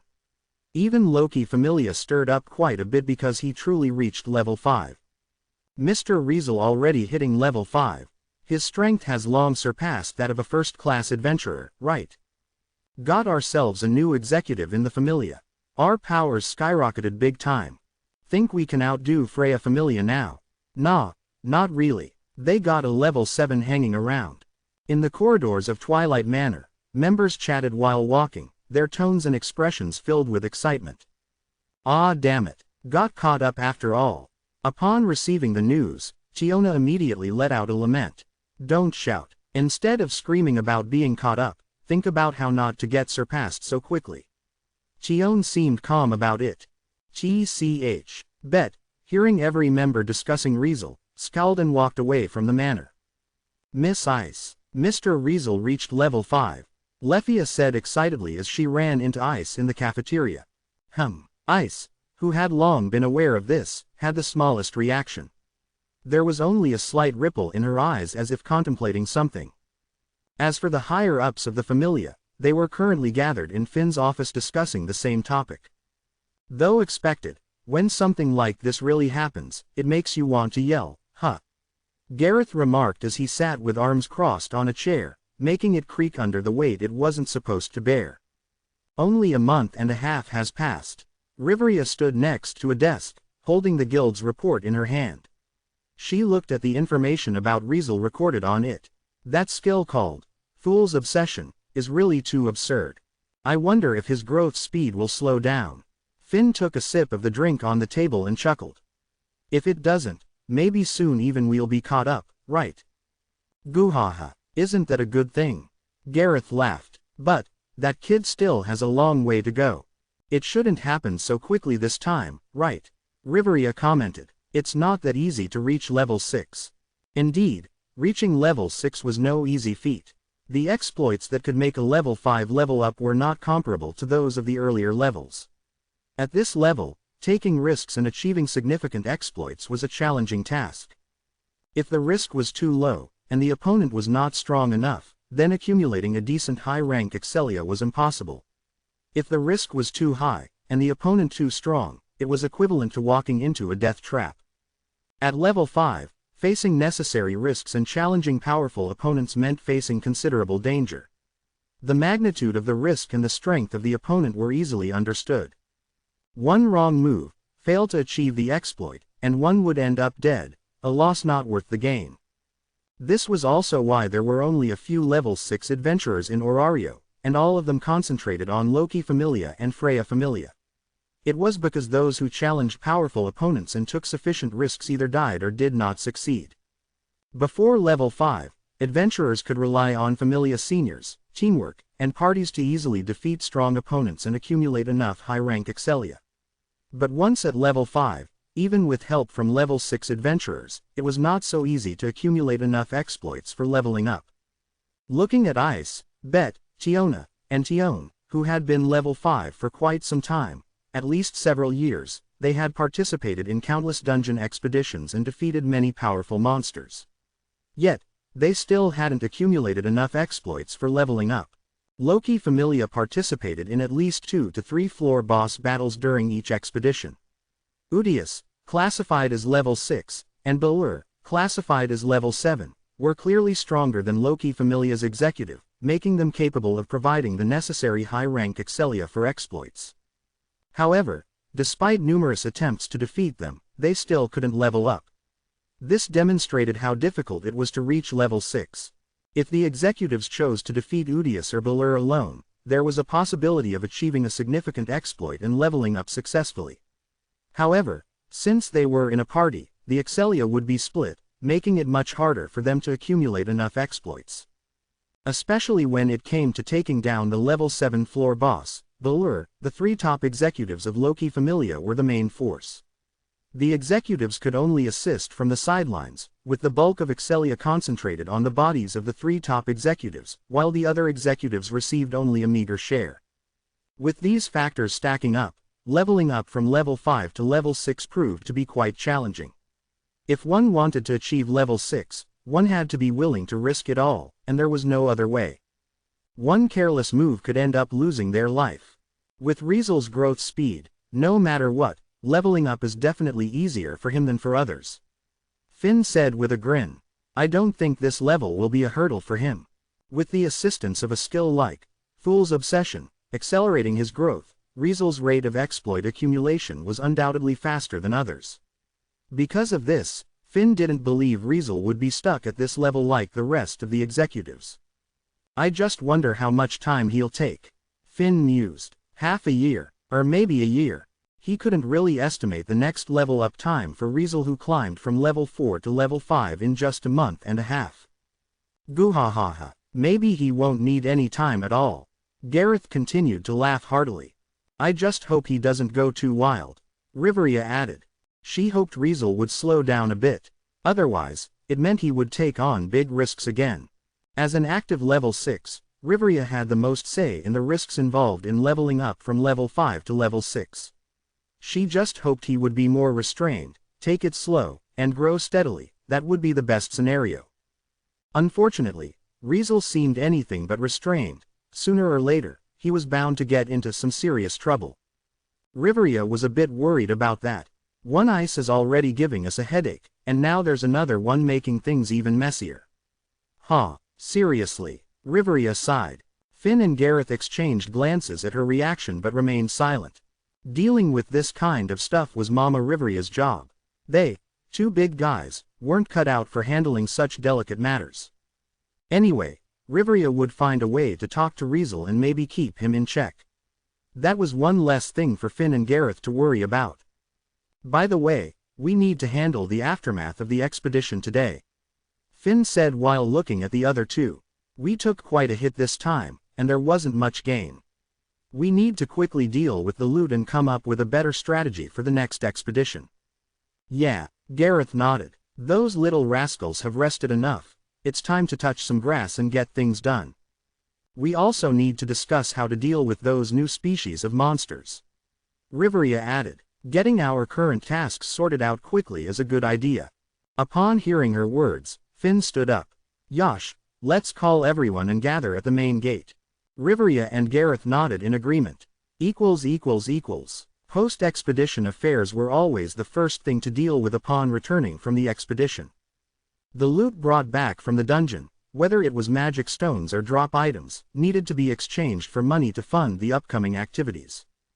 The worn-out weapons and armor, along with the need to replenish items for the many expedition party members, required maintenance. The operation of the Familia needed funds, and preparations for the next expedition involved purchasing various supplies, all of which required money. Therefore, handling the loot became a top priority after returning from an expedition. During these times, Loki Familia, aside from leaving some members to guard the manor, mobilized almost everyone capable of swiftly processing a large amount of loot in exchange for the needed funds. Even the executives weren't exempt. Last time, Riesel couldn't participate in this matter. He just joined the Familia during the previous expedition, still a rookie at that time, so the loot management task didn't fall on his shoulders. But not this time. Riesel participated in the expedition, successfully leveled up, and became a first-class adventurer just like Ice. As a first-class adventurer in Loki Familia, he was now, just like her, considered an executive and the main force of the Familia. Since he was now an executive and a vital part of the expedition party, it was natural for him to contribute to handling the loot. After receiving the summons, Riesel immediately headed to the main gate. "Hey, Riesel, over here." Seeing Riesel coming out, Tiona immediately waved, beckoning him over. However, when he looked closely, Riesel noticed Tiona stood out among the group. The other members, seemingly out of respect for the executives, maintained a somewhat delicate distance. Tiona stood alongside Tion, surrounded by the rest of the members as if they were rallying behind her. She positioned herself right in the middle, with only Ice and Lethia by her side. With Tiona's call and wave, all Familia members around instantly turned their attention to Riesel. Honestly, this situation made him a bit uncomfortable. The respectful and admiring looks from the members toward him gave him an itchy feeling on his spine. "Come on, come over here already."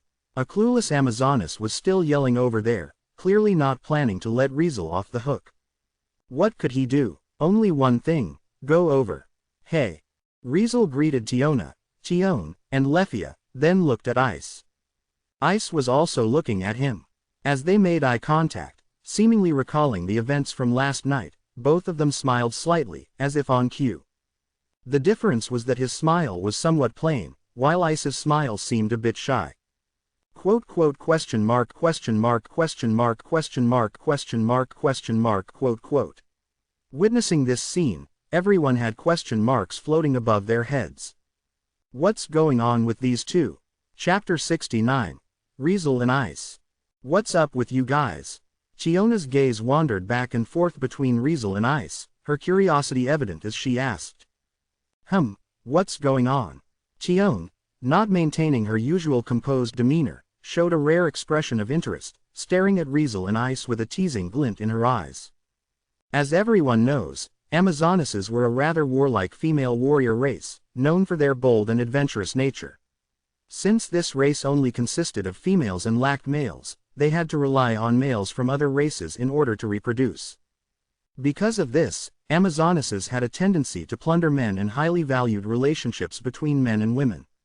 In this regard, they always acted boldly, without the shyness that other races had. Thanks to this, among the Amazonas race, there were many with chaotic lives.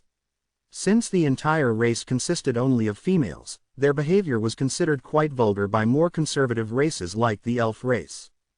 Although Tiona and Tion had grown up in Loki Familia since childhood and weren't as vulgar as other Amazonesses, the reverence for relationships between men and women was deeply ingrained in their genes. Usually, Loki Familia's members were quite disciplined.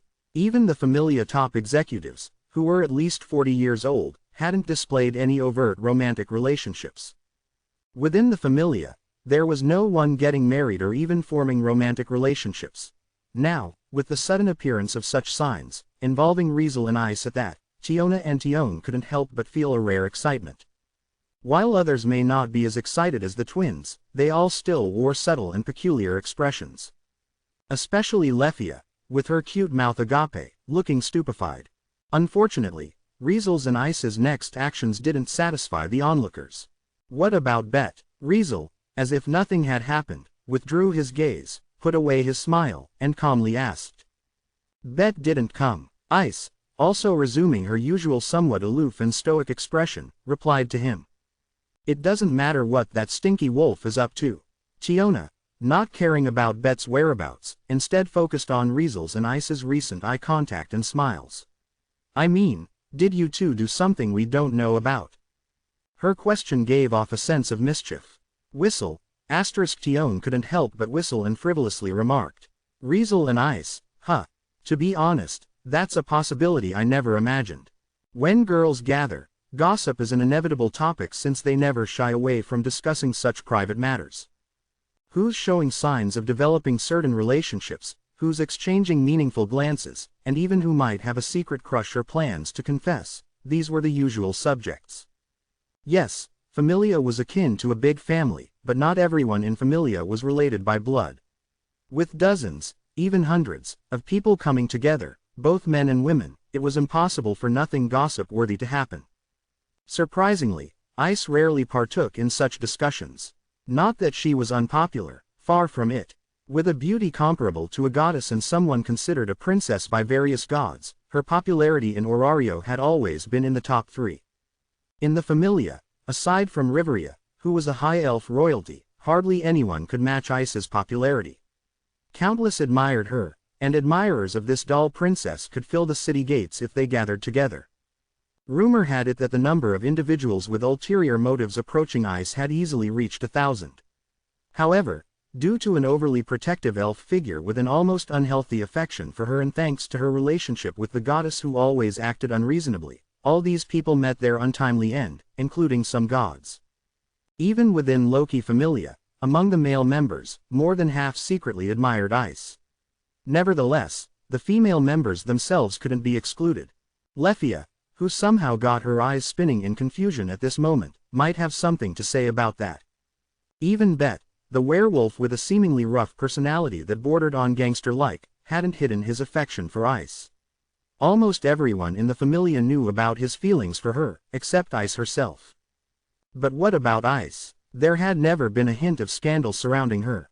Topics teasingly discussing who was getting close or acting suspicious with whom had never been associated with her. The reason was simple: Ice spent her days either in the dungeon or practicing her swordsmanship. She was the kind of person whose expression rarely changed, appearing aloof to others, a bona fide doll princess. How could such a person have any ambiguous scandal? So far, there had never been any indication within the Familia that Ice was developing any kind of relationship with the opposite sex. If there were, that person would likely find themselves tied up in a sack, candles lit, and guaranteed to be the subject of envy, jealousy, and hatred from fellow Familia members, including the goddess herself, which would lead to their ultimate destruction. Ice had also never gotten particularly close to any member of the opposite sex. Although she had been with Loki Familia for quite some time, the opposite sex closest to her, aside from Finn and Bet, was probably Riesel, who had been sparring with her frequently and gradually getting to know her better. Now, with these two suddenly showing signs, not just Tiona and Tion, but the others also lowered their voices, perked up their ears, and silently paid attention to Riesel and Ice. Unfortunately, when it came to this topic, Ice tilted her head, looking completely clueless, while Riesel remained calm throughout. "You guys are thinking too much. Nothing happened between us," Riesel said calmly while shaking his head. "Only last night, when I was updating my status, we had a little chat about our growth." Ice nodded, indicating agreement. Really?" Tiona seemed a bit skeptical. "Yes." Riesel remained calm. His serious demeanor convinced many that he was telling the truth. As I thou. Ga. Raoul let out a sigh of relief and mumbled something on the side, only to be elbowed by Anakiti, causing him to cry out in pain. Mr. Riesel and Miss Ice often discuss topics related to their growth. "It must be just that," Lefia, who had finally recovered, declared loudly, seemingly enthusiastic. "Meh, lame," Tion regretfully said. "I thought Ice was finally catching on." Quote? Ice tilted her head again, a question mark appearing above her head. That expression, that appearance, directly overwhelmed many men and women present. So cute. What cute creature is this? In their hearts, everyone was howling like a beast, especially a certain elf who was on the verge of screaming right then and there.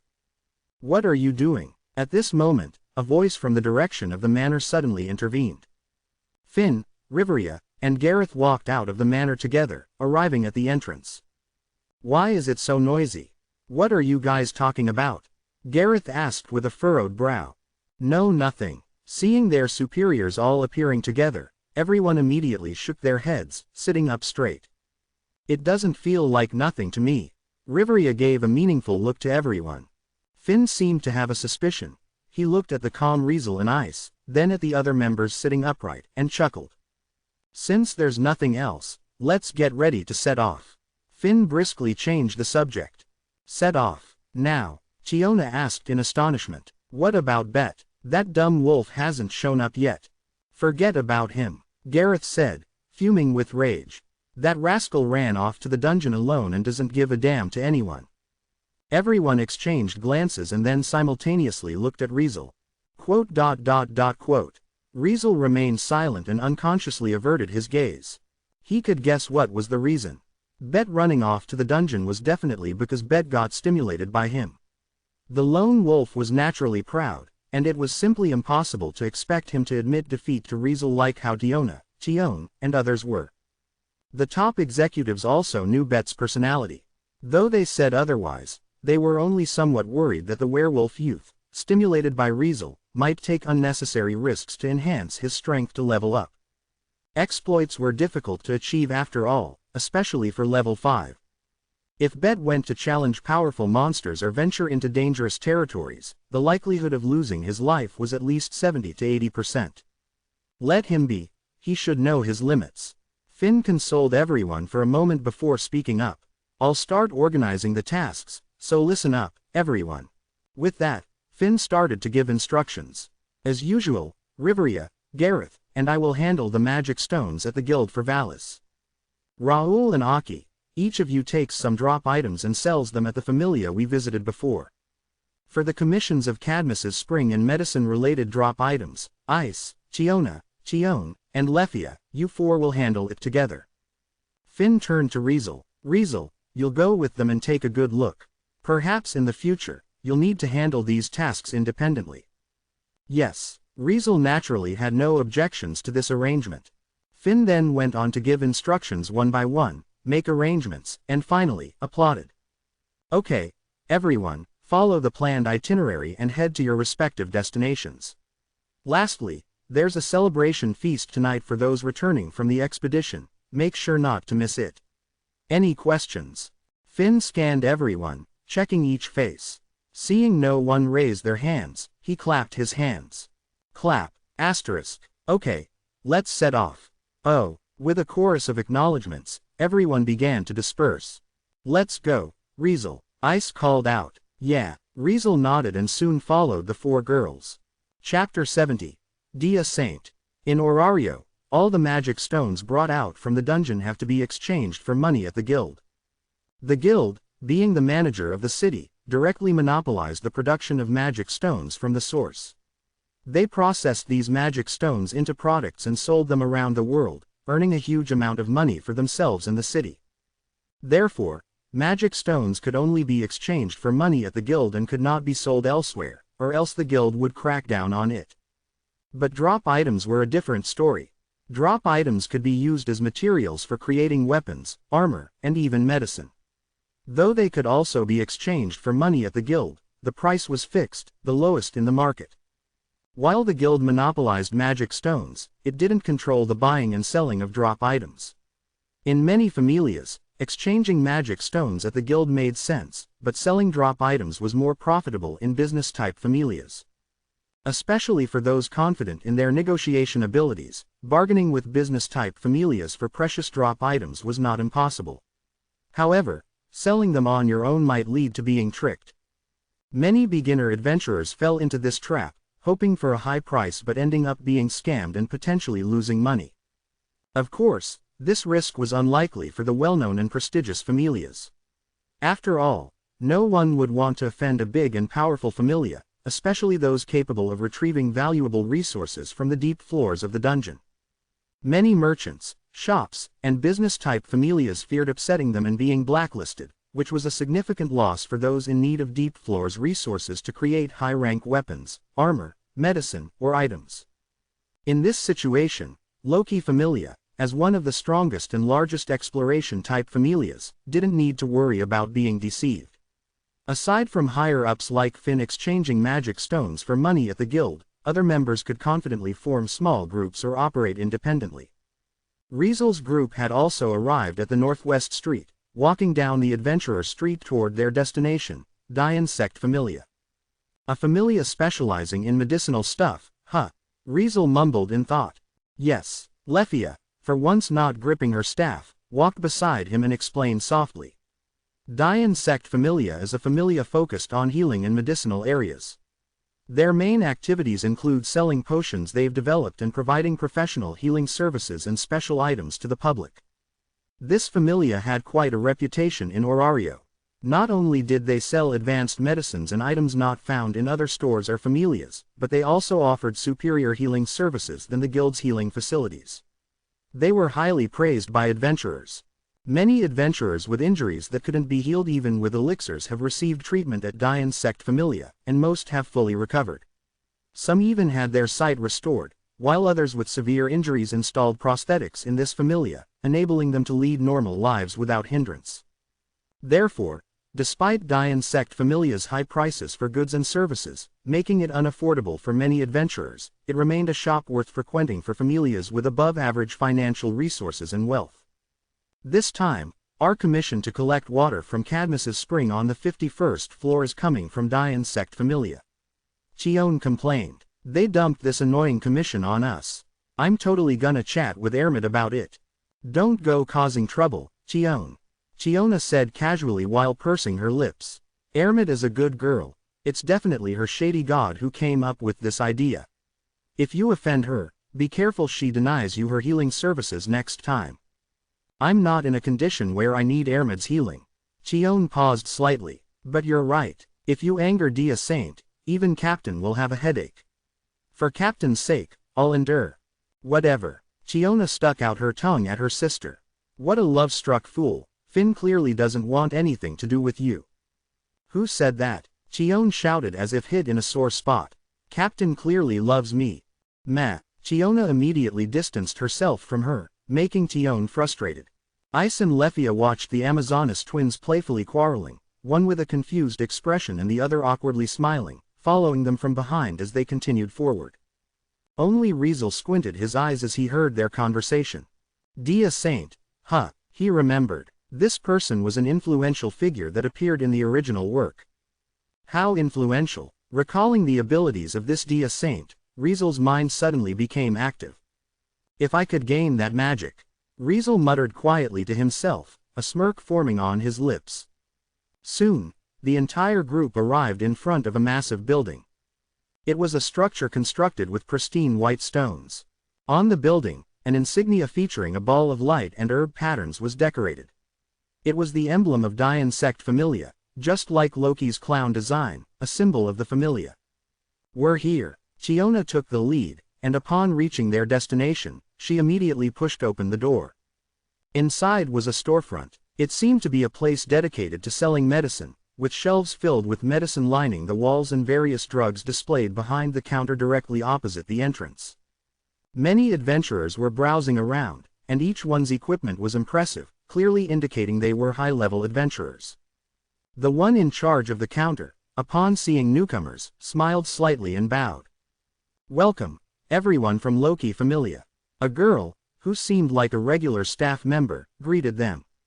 However, she clearly had the typical vibe of an important character in a story. She was a human girl with delicate features, standing at less than 150 centimeters tall. Despite her petite stature, she sported long, silver-white silky hair, and her large eyes were adorned with long lashes. She wore a uniform predominantly in white, instantly suggesting the role of a healer. The moment Riesel laid eyes on this girl, he couldn't help but overlay her image with that of the priest who had once healed his wounds in the main world. Ice and the others, familiar with the girl, approached and exchanged greetings. Long time no see, Ermid. It's been a while, Miss Ermid. Ice and Lefia greeted in succession. Miss Ice, Miss Lefia, it's been a while. The girl behind the counter, known as Ermid, responded with a sincere smile. Ermid Tizenair. Riesel scrutinized the silver-white-haired girl carefully. In Orario, Ermid Tizenair's name was far from unknown. She served as the face of Dian's Sect Familia and was a level 2 healer with exceptionally advanced and rare healing magic. She was considered a saint by various gods and adventurers. Lefia, valued by the Familia for her attack power exceeding her level, shared the spotlight with Ermid. Like Lefia, this human girl possessed extraordinarily potent magic despite being only a level 2 third-class adventurer. Her presence, role, and value surpassed even those level 5 first-class adventurers.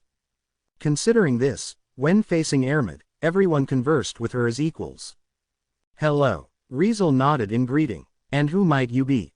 Ermid looked at him with doubt, prompting Tion to answer. This is our monster rookie who recently joined our familia. Her words made Ermid blink in realization.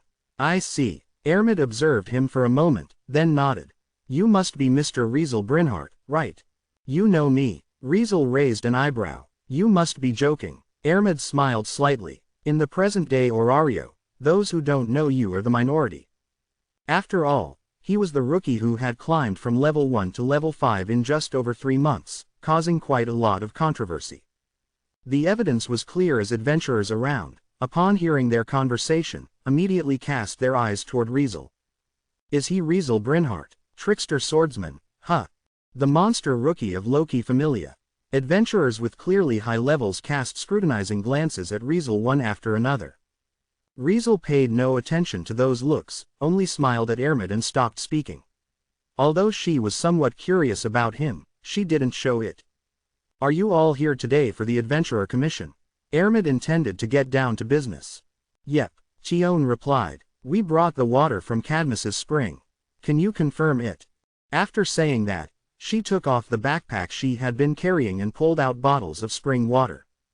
It was the water Finn's party had collected. During the spring water collection, Riesel's party sensed trouble ahead of time and opted not to complete the task. Instead, they left Cadmus's spring as soon as possible, almost causing the commission to fail. Fortunately, Finn's party collected the spring water, and it seemed to be enough for the commission.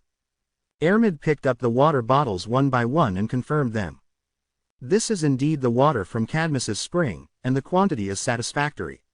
Ermid said with a smile. Thank you for your hard work.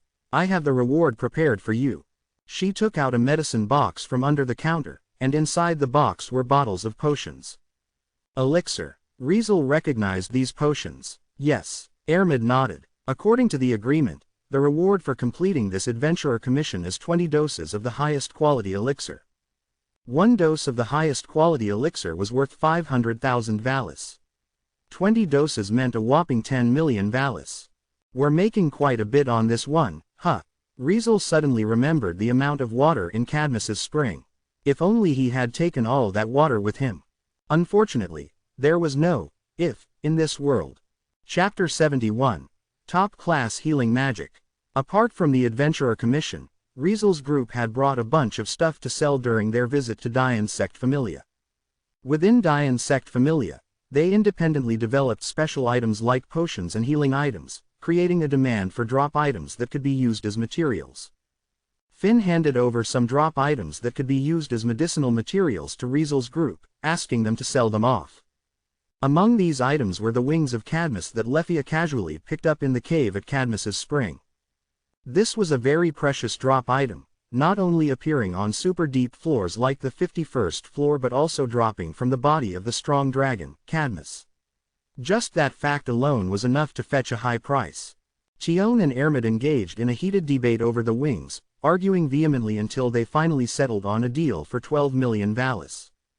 12 million valis. Riesel marveled. Selling a single drop item for 12 million valis was truly eye-opening for him.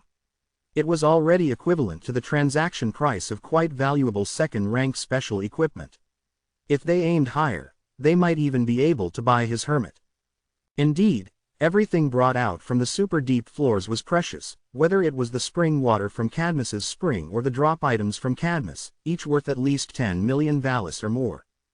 On this journey, Riesel's group alone earned several tens of millions of valis. If they added the money Finn and the other groups earned by exchanging magic stones at the guild, Loki Familia made at least a few billion valis from this expedition. A few billion valis. Riesel, who had worked hard until now, had earned nearly 10 million valis. However, this expedition alone brought in many times more loot than what he earned since he became an adventurer. However, there was still a significant loss. Despite seeming like a lot, a few billion valis would probably not make much of a splash in a big familia like Loki Familia. Not to mention that the main weapons of the first-class adventurer members were almost all first-class equipment worth over 1 billion valis each, even if it was just a little short. On this expedition, except for a few people, everyone's weapons dissolved due to those worm monsters. These dissolved weapons meant a loss of several billion valis. Adding to that was the loss of other items like spare weapons, medicines, and backup items. This expedition was undoubtedly a real blow to Loki Familia. If they could achieve their goal, successfully reaching unexplored floors of the 59th floor, they might be able to compensate for the losses. Unfortunately, due to those worm monsters, Loki Familia, with a massive loss of resources, couldn't continue the expedition. As a result, the highest floor they reached on this expedition was only the 51st floor, not even reaching the final floor they had reached in the previous expedition. What's even more infuriating was that the worm monsters causing all this could self-destruct. When they did, they released a massive amount of corrosive acid, dissolving everything around them. Their magic stone and drop items didn't even leave a trace, only causing continuous losses without any gains. Thanks to this, Loki Familia had a loss of several billion valis in this expedition. Right now, they were just trying to patch up the losses as much as possible. Fortunately, this was still manageable for Loki Familia. If any other Familia faced this kind of loss, they'd probably just straight up disband on the spot. Several billion valis, the combined wealth and assets of some big familias probably didn't even come close to this. Loki Familia not only had to make up for the losses but also had to shell out more to prepare for the next expedition. The whole member had to replace their main weapons, and that needed some serious planning. Finn, Riveria, and Gareth knew this, so they wanted to wrap up the aftermath of the expedition as soon as possible to discuss the next steps. Okay, let's seal the deal at this price. Chion finally negotiated a deal with Ermid, wearing a satisfied expression. Ice, Lefia, Chiona, and Riesel could only watch from the sidelines, unable to get involved in this kind of battlefield. Seeing the two savvy women finally settling on a price, Riesel took a step forward. Miss Ermid. Riesel looked at Ermid with an earnest expression. Can I ask you to show me your healing magic once? His out-of-nowhere request caught everyone off guard. What's up, Riesel? Chiona wondered. Are you injured or something? She thought he wanted Ermid to treat his injuries. Magic. Ice and Lefia, on the other hand, caught on and their eyes started to sparkle. Well, Chion chuckled after a moment, realizing what he was up to. After all, she had seen his status before and could guess what he aimed. Only Ermid tilted her head in confusion as she glanced over Riesel's body. You don't seem to have any particularly obvious injuries. Is it some hidden illness? If so, we can recommend some really useful items. Hearing that, Riesel shook his head. I don't want healing items. What he wanted was her magic. He wanted to learn her famous magic, the special magic of Dia Saint, Ermid Tizenair. In Orario, she was already a legend. Ermid's magic was top-class healing magic capable of healing wounds, stamina, status ailments, and curses. What made it even more amazing was its sustained effects and ability to heal multiple targets within its range. She could even selectively choose the effects of the magic when casting it, making it a truly versatile and omnipotent healing magic. With this magic alone, as long as she stood on the battlefield, her party could participate in any battle with almost zero casualties, even against a floor boss. Therefore, even though she was only a level 2 third-class adventurer, just about to step into the threshold of high-class adventurers, she was the most valuable talent that any party or even army could desire. A healer who could support an entire frontline alone. Furthermore, it was this magic that earned her the alias of Dia Saint. In Loki Familia, it wasn't like they didn't have healers, but compared to this girl, those healers couldn't even be considered in the same league. It was like comparing heaven and earth. Riveria, the strongest mage in Orario, once admitted that when it came to healing magic, she was nowhere near Ermid. This evaluation was no joke. Out of the 9 types of magic that Riveria possessed, 3 were specifically for recovery and healing. But even if she added up all 3, they might not even be a match to the single healing magic of Ermid. Because of that, Riveria decided not to teach those 3 healing magic to Riesel and taught him other magic instead. If he could learn Ermid's magic, there was simply no need to bother with Riveria's 3 healing magic that, when combined, couldn't match up to a single healing magic of Ermid. Truthfully, Riesel had been eyeing Ermid's magic for quite some time. Her magic had a considerable presence in the original work, and he knew its specific effects, so he didn't need anyone to explain the magic to him. All he needed was for the user of the magic itself to demonstrate it once in front of him, confirming its existence firsthand with his own eyes. Of course, Riesel couldn't just tell the truth about this. If Dian sect Familia found out he wanted to learn their most treasured and special magic, would they allow it? After all, he wasn't in the same Familia as them, he was an outsider. Within the same Familia, they'd be thrilled to have as many top-class healing magic users as possible. However, when it was a different Familia, it turned into a competition, a competitive relationship. If another Familia mastered their special magic, what would Dian sect Familia do in the future for their business? They'd probably be racking their brains all day, wondering if there would be a new competitor in the market offering similar services. I know when Miss Ermid personally uses your healing magic, the fee must be high. Riesel said calmly, I'll pay the full price, so please use your healing magic for me once. Seeing him seem so adamant, Ermid was puzzled but didn't ask further questions. Some patients do act like this because, suffering from some hidden illness, they desperately hide their condition. Maybe this rumored monster rookie also had some hidden illness. She better not to pry. After all, it was all about healing service. Using her healing magic for treatment, and then paying up was her usual routine. Her Familia provided healing services, so she had no reason to refuse. All right then, let me take care of you. Ermid stepped out from the counter. Need to head to the treatment room? Nah, Riesel shook his head. Right here is fine. All right. Ermid didn't insist. Let's get started then. With that, she opened her hands and closed her eyes. Healing droplets, tears of light, eternal sanctuary. Her chant echoed in the room as if a saint was offering a song to the gods. Compose a medicinal hymn. 365. The melody of the healer's almanac saves all things. Come, destruction of evil. The burial of wounds, interment of disease. Curses be gone in the light of vitality. In the name of all that is holy, I heal you. This was a truly long magic chant. Under Ermid, a pure white magic circle spun open, causing countless light particles to float out. Dia Fratel, that was the name of the top-class healing magic in the entire Orario, a name even heard outside the city. Watching the light particles floating toward him, Riesel immediately smiled. Chapter 72, Hostess of Fertility. Night quietly descended. As the evening glow gradually gave way to the night, members of Loki Familia, who had been running around various parts of Orario, returned one by one to Twilight Manor. The large amount of drop items and precious resources taken by them had disappeared, replaced by bags filled with glittering gold coins. Riesel's group also returned to Twilight Manor, with bags containing millions of valis and boxes of elixirs. They could be considered returning with a full load. Of course, while the Familia returned with plenty, Riesel himself had spent quite a bit of money. Asking Ermid to use her famous top-class healing magic for a comprehensive healing session came at a price, a whopping 1 million valis, twice as expensive as the highest quality elixir.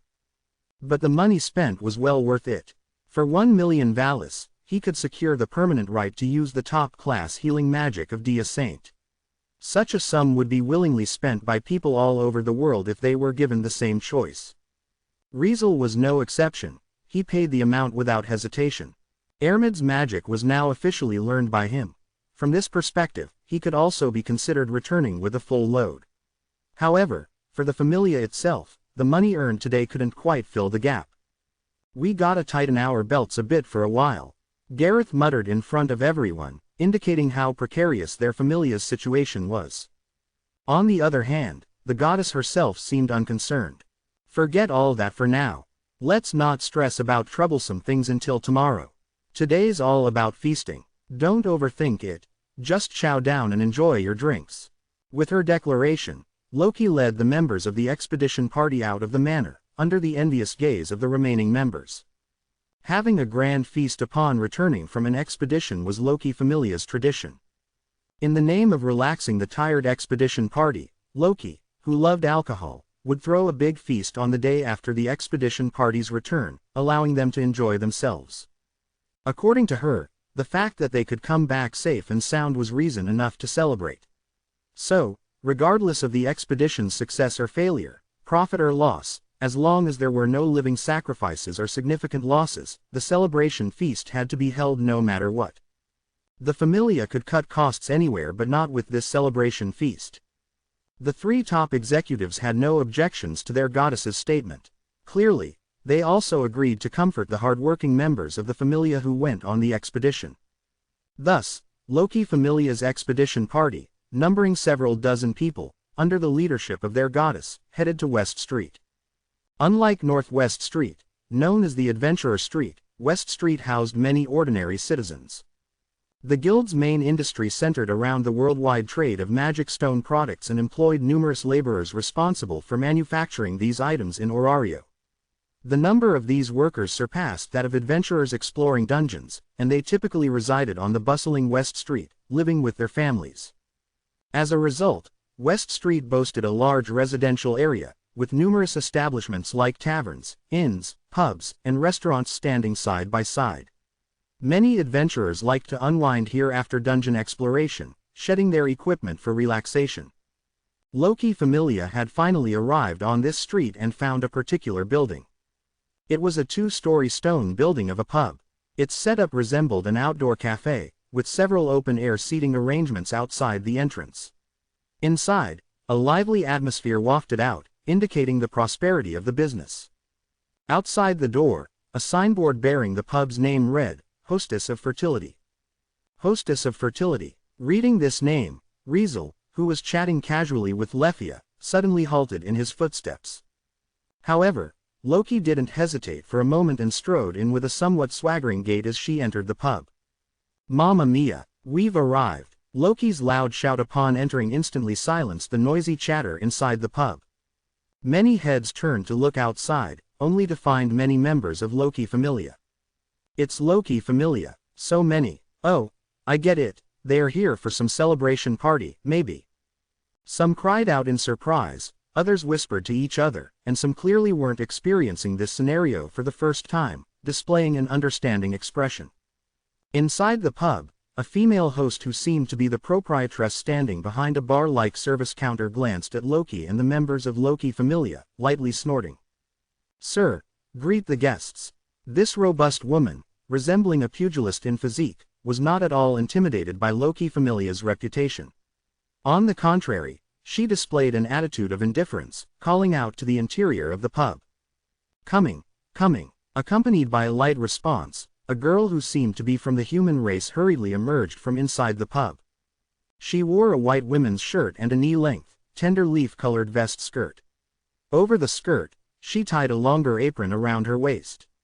With glossy dark gray hair tied into a short ponytail, she looked innocent and cute, a snow-white, delicate girl. "Yo, isn't this Sir?" Loki immediately approached and teased. "Been ages, looking even more beautiful, huh? Thanks for the compliment, Lady Loki." Sir replied with an innocent smile matching her appearance while subtly dodging Loki's lecherous hand. "But please, don't harass female staff." "Meh, no big deal." Loki unforgivingly retorted. "It's not like we're losing anything. We're all women, better for us than those stinky men, yeah." Ignoring Loki's unreasonable statements, Sir turned to the people behind Loki. "Please come in. Lady Loki has already reserved a table, but the number of people is a bit much.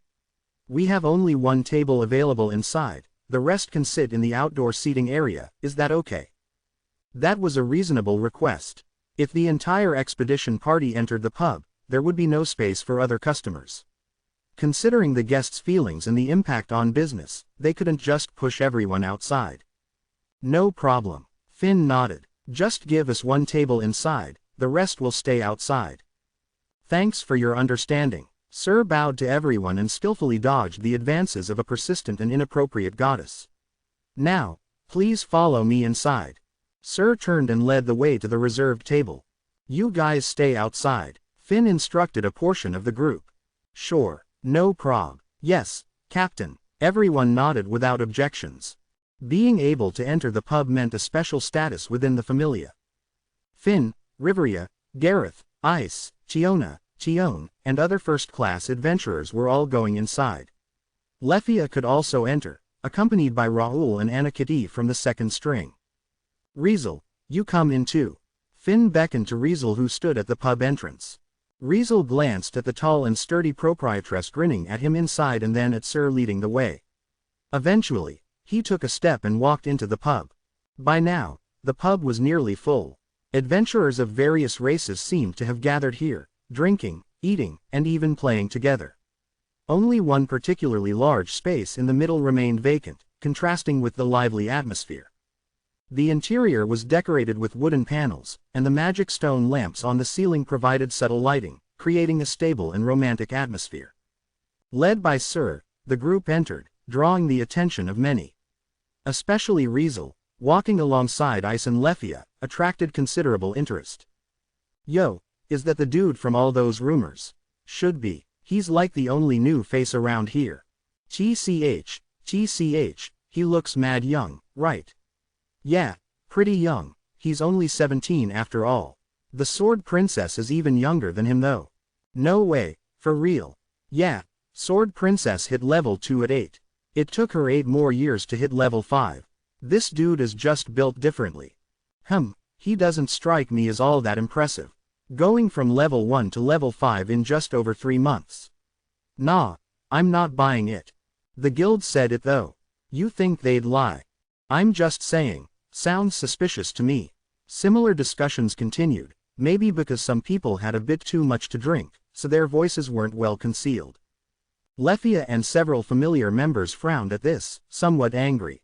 Finn, Riveria, and Gareth also glanced over, making them shut up. On the contrary, Riesel appeared indifferent as he basked in numerous gazes and casually joined his familiar companions at the table. "Enjoy your meal," Sir, accompanied by 2 Catgirl staff, served food and drinks to everyone and then stepped back with a smile. "Yosh." Loki stood up and raised her glass. "Well, for everyone who worked hard on the expedition, cheers." "Cheers." Clink. Asterisk. Everyone raised their glasses one after another and clinked them together. The atmosphere suddenly became lively. Following Loki's lead, the group first drank, and after a while, they began to reach for the delicious dishes on the table. Since it was a feast, there were naturally no rules for dining. Loki didn't follow any formalities either and just settled with a few words before indulging in eating and drinking, finishing a whole cup of wine. The rest were the same, chatting, laughing, or savoring wine and delicacies, showing their familiarity with each other. Mr. Riesel, I'll toast to you." Lefia, sitting on Riesel's left, shyly raised her glass to him. "Sure, let's have a drink." Riesel smiled and clinked his glass with her, then turned to the other side. "Ice, aren't you drinking?" Ice sat upright on his right, holding a drink and sipping it delicately. Just as Riesel was about to say something else, he suddenly felt 2 pairs of gazes on him, each with a slightly different vibe. Those gazes made him pause for a moment, and he instinctively turned his head to see where they were coming from. In the next moment, Riesel laid eyes on 2 people. Chapter 73, A Chance Encounter. In the corner of the bar counter, there was a boy and a girl. The girl was the one who had just guided everyone from the Loki Familia, a girl named Sir. She stood beside the boy, chatting away while sneakily glancing over to the Loki Familia's direction, or more precisely, toward Riesel's direction. It wasn't until she caught Riesel's gaze that her face turned a little red. She awkwardly lowered her head, resembling a shy little girl caught peeking at her crush. The boy talking to Sir, on the other hand, was shooting looks at Riesel that were filled with envy, admiration, and longing. With white hair, red eyes, and a somewhat youthful face, he looked around 13 to 14 years old. Overall, he gave off a harmless vibe, like a naive boy. Riesel recognized this boy. On the day of the expedition, this boy had also cast similar glances at him and the others from the crowd. "He's here too, huh?" Riesel said inwardly, quickly recalling the original work. He remembered that in the original work when the Loki Familia returned from their expedition, they disturbed a group of Minotaur residing on the 17th floor. These level 2 monsters scattered and fled, making their way to the 5th floor. In the end, one of them targeted this boy. It was only thanks to Ice's intervention that he didn't meet his end on the 5th floor. However, perhaps due to Riesel's presence, this expedition had some differences from the original work. Despite encountering the worm monsters mentioned in the original work, they didn't come across any minotaur on the 17th floor, and no commotion sent them running to other floors. As a result, we didn't meet in the dungeon, but here we are. Honestly, Riesel felt tempted to approach and get to know the boy better. After all, as far as he knew, this boy was the only one in this world who could compete with him in growth potential. The boy seemed weak right now since Riesel could tell he was a level 1 rookie who had recently received a blessing. Yet, given 3 months, maybe this boy could reach Riesel's current position. Even though some of the original plots had changed, Riesel didn't believe it would affect the boy's growth. After all, this boy was this world's protagonist, this world's main character with limitless potential. Given the right opportunity, this potential would explode sooner or later. Furthermore, this opportunity could be anything. At least, looking into the boy's red eyes, Riesel had a feeling that this boy would absolutely make strides toward his side. Too bad. Riesel shifted his gaze away. He couldn't go over there because there was someone next to the boy. Moreover, it happened to be someone he didn't want to get involved with, someone he didn't want to touch for the time being. Mr. Riesel. While Riesel was pondering such things, a soft voice from the elf girl next to him awakened him from his reverie. What are you looking at? Lefia looked in the direction he had just been watching, puzzled. Ice also glanced in the same direction, coincidentally locking eyes with Sir, who gave her a slight smile. Ice responded with a slightly awkward nod. Nothing. Riesel withdrew his scattered thoughts, holding his drink, and laughed. Just happened to see an interesting guy. Interesting guy? Lefia asked curiously. Who? A little guy. Riesel said to Lefia, if you're interested, I'll introduce you next time. He was just saying it casually, but her reaction was much bigger than he had imagined. I'm not interested in men at all. Panicked, Lefia blurted out that statement without thinking. Quote. A hush fell over the entire room. Lefia was first stunned, then suddenly realized what she had just said, realizing how dreadful it sounded. Everyone in the pub, including the people at the neighboring table, stared at her with strange and awkward expressions. I mean, Lefia. Chion looked at Lefia as if she were looking at a warrior. This kind of thing is better discussed privately, you know. Why shout it out in public? Hey, so, Lefia is someone like that, huh? Chiona blinked and said in a teasing tone. No wonder. I always felt your gaze toward Ice was a bit off. Looking at me, Ice looked genuinely confused. Lefia. Riveria squinted her eyes, the cold gleam in her eyes looking at her disciple making it somewhat intimidating. As for Finn and Gareth, they seemed to be pretending not to hear, while the rest either gave Lefia teasing glances or pretended not to hear. In the end, Loki, who was already a bit tipsy, held her drink and laughed loudly. Mawahahaha. Lefia. That's bold of you, but you're right. Who likes stinky men anyway? If you're gonna like someone, it better be a cute and pretty girl. That was a lethal blow. And no, I mean I didn't. Lefia's mouth opened and closed like a fish out of water, desperately trying to explain something but failing to find the right words. Especially when she saw Riesel suddenly fall silent, wearing a face of embarrassment and not daring to speak, while I still looked confused, completely clueless about what was happening. Hicks. Wah. Lefia burst into tears and rushed out. Lefia, where are you going? Calm down. Everyone cried out in surprise. Even Riesel and Ice couldn't stay seated as they watched Lefia shedding tears and preparing to run out of the pub. They quickly chased after her in succession. What followed was a chaotic scene. To catch the elf who tried to escape in embarrassment and almost jumped into the river, everyone put forth a great effort. Please let me disappear and vanish from this world.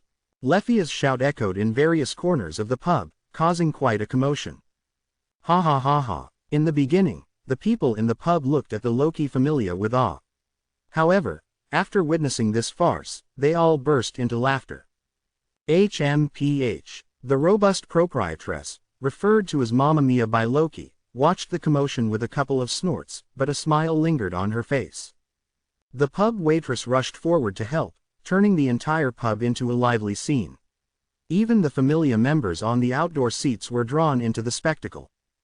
Ha, it's turned into quite a mess, Sir remarked while wearing a cheerful smile.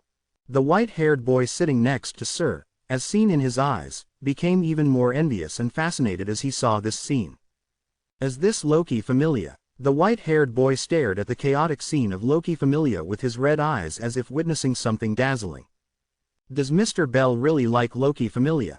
Sir, noticing his expression, asked with some interest. Well, I only admire their atmosphere. The white-haired boy, known as Bell, seemed a bit embarrassed. I'm just drawn to the lively atmosphere of Loki Familia, that's all. Bell added softly, because my Familia members consist only of me, I yearn for that kind of feeling where everyone is together, having companions. Isn't that where heroes belong? He gazed into the distance with a longing expression. Someday, I also want to. In the unnoticed hidden corner inside the pub, a white-haired boy quietly made a wish that no one believed in but had the ability to influence the future. The only witness to this scene was Sir. She observed Bell, with a gaze containing an unnoticed and subtle fascination.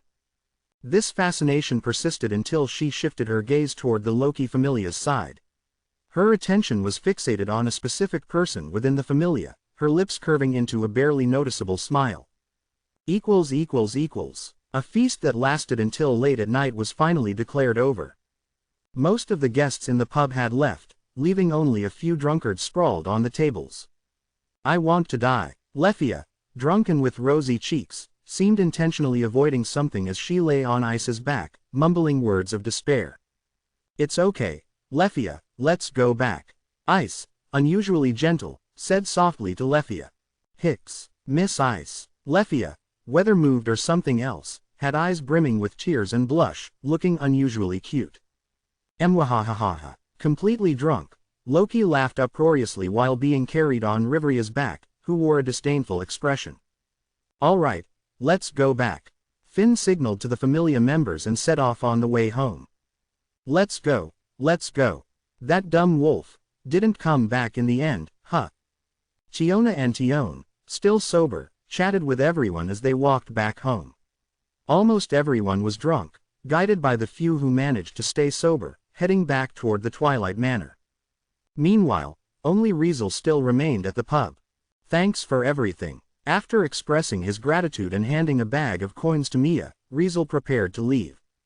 At the entrance of the pub, Sir, who happened to be cleaning a table, saw this scene. After a moment of hesitation, she gathered her courage to approach him. With a hesitant look, she had her cheeks slightly blushing. Riesel looked at the girl quietly, and after being silent for a while, asked. Do you need something? No, nothing. Sir waved her hand, a bit nervously. I just wanted to wish you good luck. Her hesitant and slightly blushing look really resembled a fan seeing her idol. Riesel gazed at her face for a while before showing a faint smile. Thanks, I appreciate it. Immediately after, he turned and left without any lingering feelings. Sir kept watching his back until his figure disappeared from her sight. Sir, come help. Someone inside the pub suddenly called. Coming. After answering the call, Sir immediately smiled and bounced back inside the pub. It was evident that this girl was in a very good mood. Chapter 74. Defeat. The joyous time always passes quickly. After a lively celebration feast, Loki Familia's activities transitioned to the right track. Everyone had their own tasks to take care of. Finn, Rivria, and Gareth, the top executives and higher-ups of the Familia, needed to prepare for the next expedition. The rest of the Familia members, following the three top executives' orders, began investing the money earned from the expedition in various areas. Chiona, Tion, and several others had to go for weapon maintenance.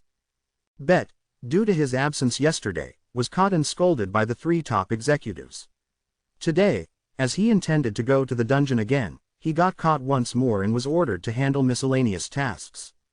Even Lefia was not idle. With a few elves, she helped Rivria gather information, seemingly intent on finding out about the new species of monsters. In such a situation, Riesel and Ice unexpectedly found themselves with some free time. After all, both of them wielded Durandal weapons. While they still required maintenance, they weren't as worn out as the weapons of other members. Furthermore, with Bet handling miscellaneous tasks, the two didn't have anything to do. As a result, Riesel once again proposed a sparring match with Ice. Naturally, she had no reason to refuse. The young girl knew that he needed to adjust to his power every time he leveled up to avoid any inconsistencies in his body. This time was no different. Riesel had reached level 5 with the expected feelings of imbalance. He urgently needed someone to spar with to adapt to his current power. As was customary, Ice casually agreed. However, the outcome of this sparring match was completely different from the past.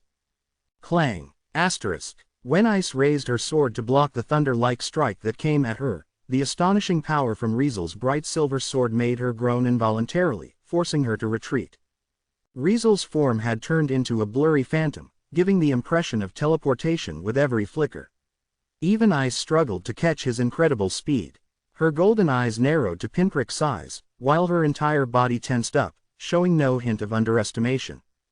Whoosh, whoosh, whoosh, asterisk. Suddenly, Riesel closed in on Ice, and the sword in his hand transformed into bursts of cold light, thrusting toward her body at a very fast speed.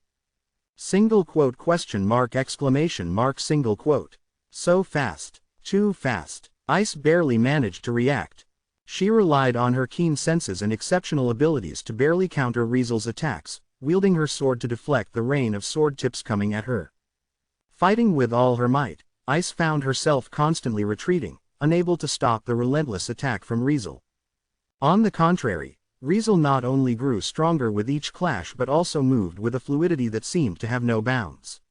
Whether it was attack speed or movement speed, everything continued to improve, leaving Ice feeling trapped in a storm that only intensified, making each attack more challenging for her. Until finally, ding, asterisk, with a loud metallic collision sound, her sword was flicked away. No. Just as Ice exclaimed inwardly in panic, Riesel's silver sword pointed directly at her throat.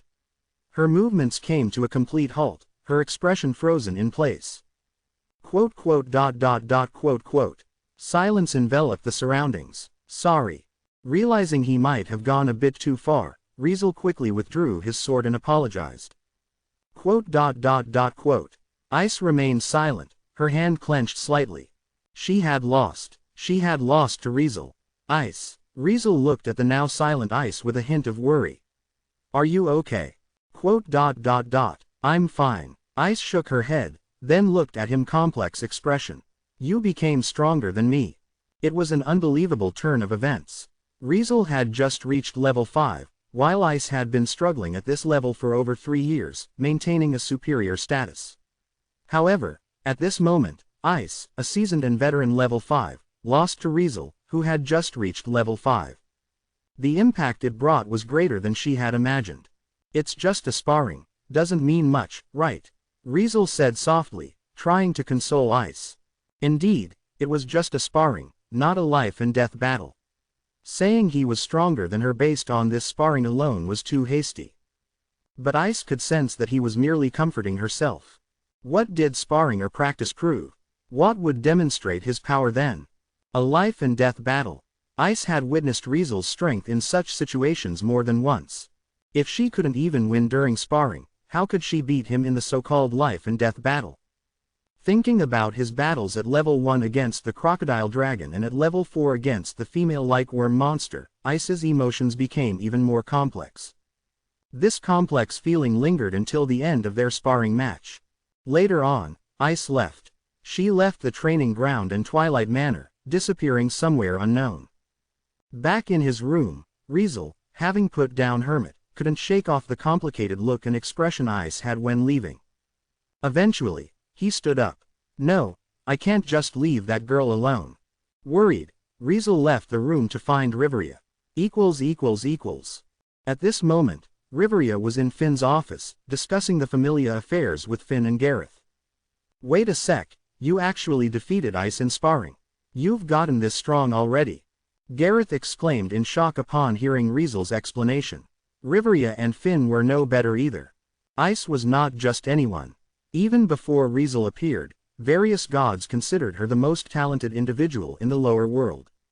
Despite her young age, many saw her as the strongest level 5, capable of challenging level 6 with the help of her magic, Ariel, making her comparable to level 6 adventurers. The moniker of the strongest swordswoman wasn't just a mere moniker but a well-deserved reputation. Even within Loki Familia, apart from the 3 level 6 top executives, Ice was the strongest adventurer. The fact that Ice lost to Riesel in a sparring match was indeed surprising for the 3 top executives. It was just a friendly match, and I happened to win by luck. Riesel explained carefully. Unfortunately, the 3 weren't fools and didn't buy it. If it was just luck, Ice wouldn't be so affected by it. Finn said calmly while looking meaningfully at Riesel. You should understand that better than anyone. Quote. Riesel instantly fell silent. Did he understand? Of course, he did. Despite his excuse, he had realized through this sparring match that his strength did indeed surpass Ice's. His latent basic abilities were extremely high, and his development ability was stronger than others at his level. All his development abilities belonged to the combat type, amplifying his status. Even though he had just reached level 5, he was no less powerful than anyone at this level. Even though Ice was the strongest level 5, it didn't matter. Without development abilities to enhance her power and only possessing the swordsman development ability, which was lower ranked than Riesel's, she couldn't compete with him at all. If she had an advantage in other aspects, like superior swordsmanship, it would be a different story. Unfortunately, Riesel had mastered her swordsmanship, leaving her without an edge. Considering his accumulated latent basic abilities, development abilities, and the variety of magic at his disposal, Ice couldn't match up. Knowing this, Riesel couldn't help but feel somewhat responsible. As she saw the conflicted expression on Riesel's face, Riveria spoke up. You don't have to blame yourself. Riveria said gently, trying to comfort him. It's not your fault. Yeah, Gareth added, if you were intentionally trying to bring Ice down, that would be a different story. But you were just doing what you normally do and sparring like you usually do. Where's the fault in that? Ice won't blame you for sure and likely blaming herself. Finn also chimed. She's always been eager to go above and beyond, constantly pursuing power. Besides getting stronger, there's almost nothing else in her eyes. You winning against her today might make her feel she's still weak, and getting surpassed quickly is also a big blow to her. In short, she's dissatisfied with herself. At Finn's explanation, Riesel fell into silence. His perspective was blunt, hitting the core of the matter. Riesel knew Ice was dissatisfied with her own growth and desired more power. The 3 top executives were also well aware of this. It could be said that she had this dissatisfaction and tendency from the start, and the outcome of her sparring with him was just the spark that ignited the fuse. So, what should we do now? We can't just sit idly, can we? Riesel asked while looking at the 3 top executives. Of course. Riveria furrowed her brows and made a worried expression. Knowing her temperament, she's probably already delved into the dungeon, likely planning to do something dangerous. Ice's current condition was more worrisome than Bet's yesterday. Bet, at least, should know some limits. Ice, on the other hand, was different. If that girl were to lose control, she might throw caution to the wind and recklessly slaughter monsters without stopping. Looks like we can't just stand by, after all. Finn pondered for a moment. I'll send someone to look for her. I'm going as well, Riesel declared without hesitation. I'll join. Riveria turned to Finn. Sorry, I'm just a bit worried about that child. No problem, go ahead. Finn agreed with a nod. We're not in a rush anyway. Let's find Ice first and then decide. Everyone nodded in agreement and began to move. Chapter 75. Searching Ice. Babel Plaza. At this moment, adventurers were pouring into the dungeon one after another, exploring in fervor. When Riesel and Riveria, along with some members of Loki Familia, appeared at the scene, they were immediately spotted by quite a few people. However, they soon dispersed, approaching adventurers who had visibly spent more time around or the guild personnel stationed inside Babel, seeking information. 10 minutes later, they regrouped in front of Babel, exchanging gathered intelligence.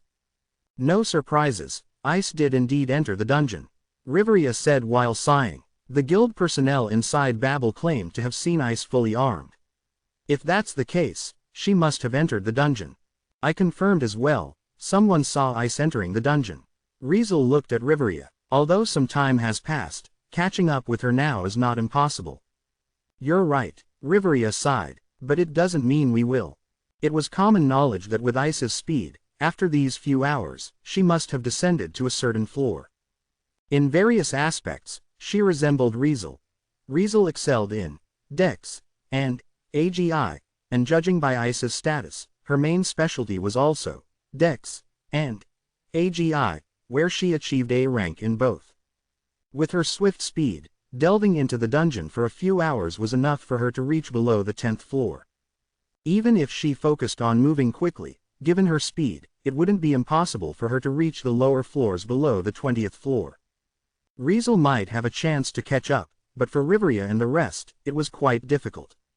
Riveria, being level 6, excelled in Mag, but basic abilities like STR and Dex and AGI were not her strong suit.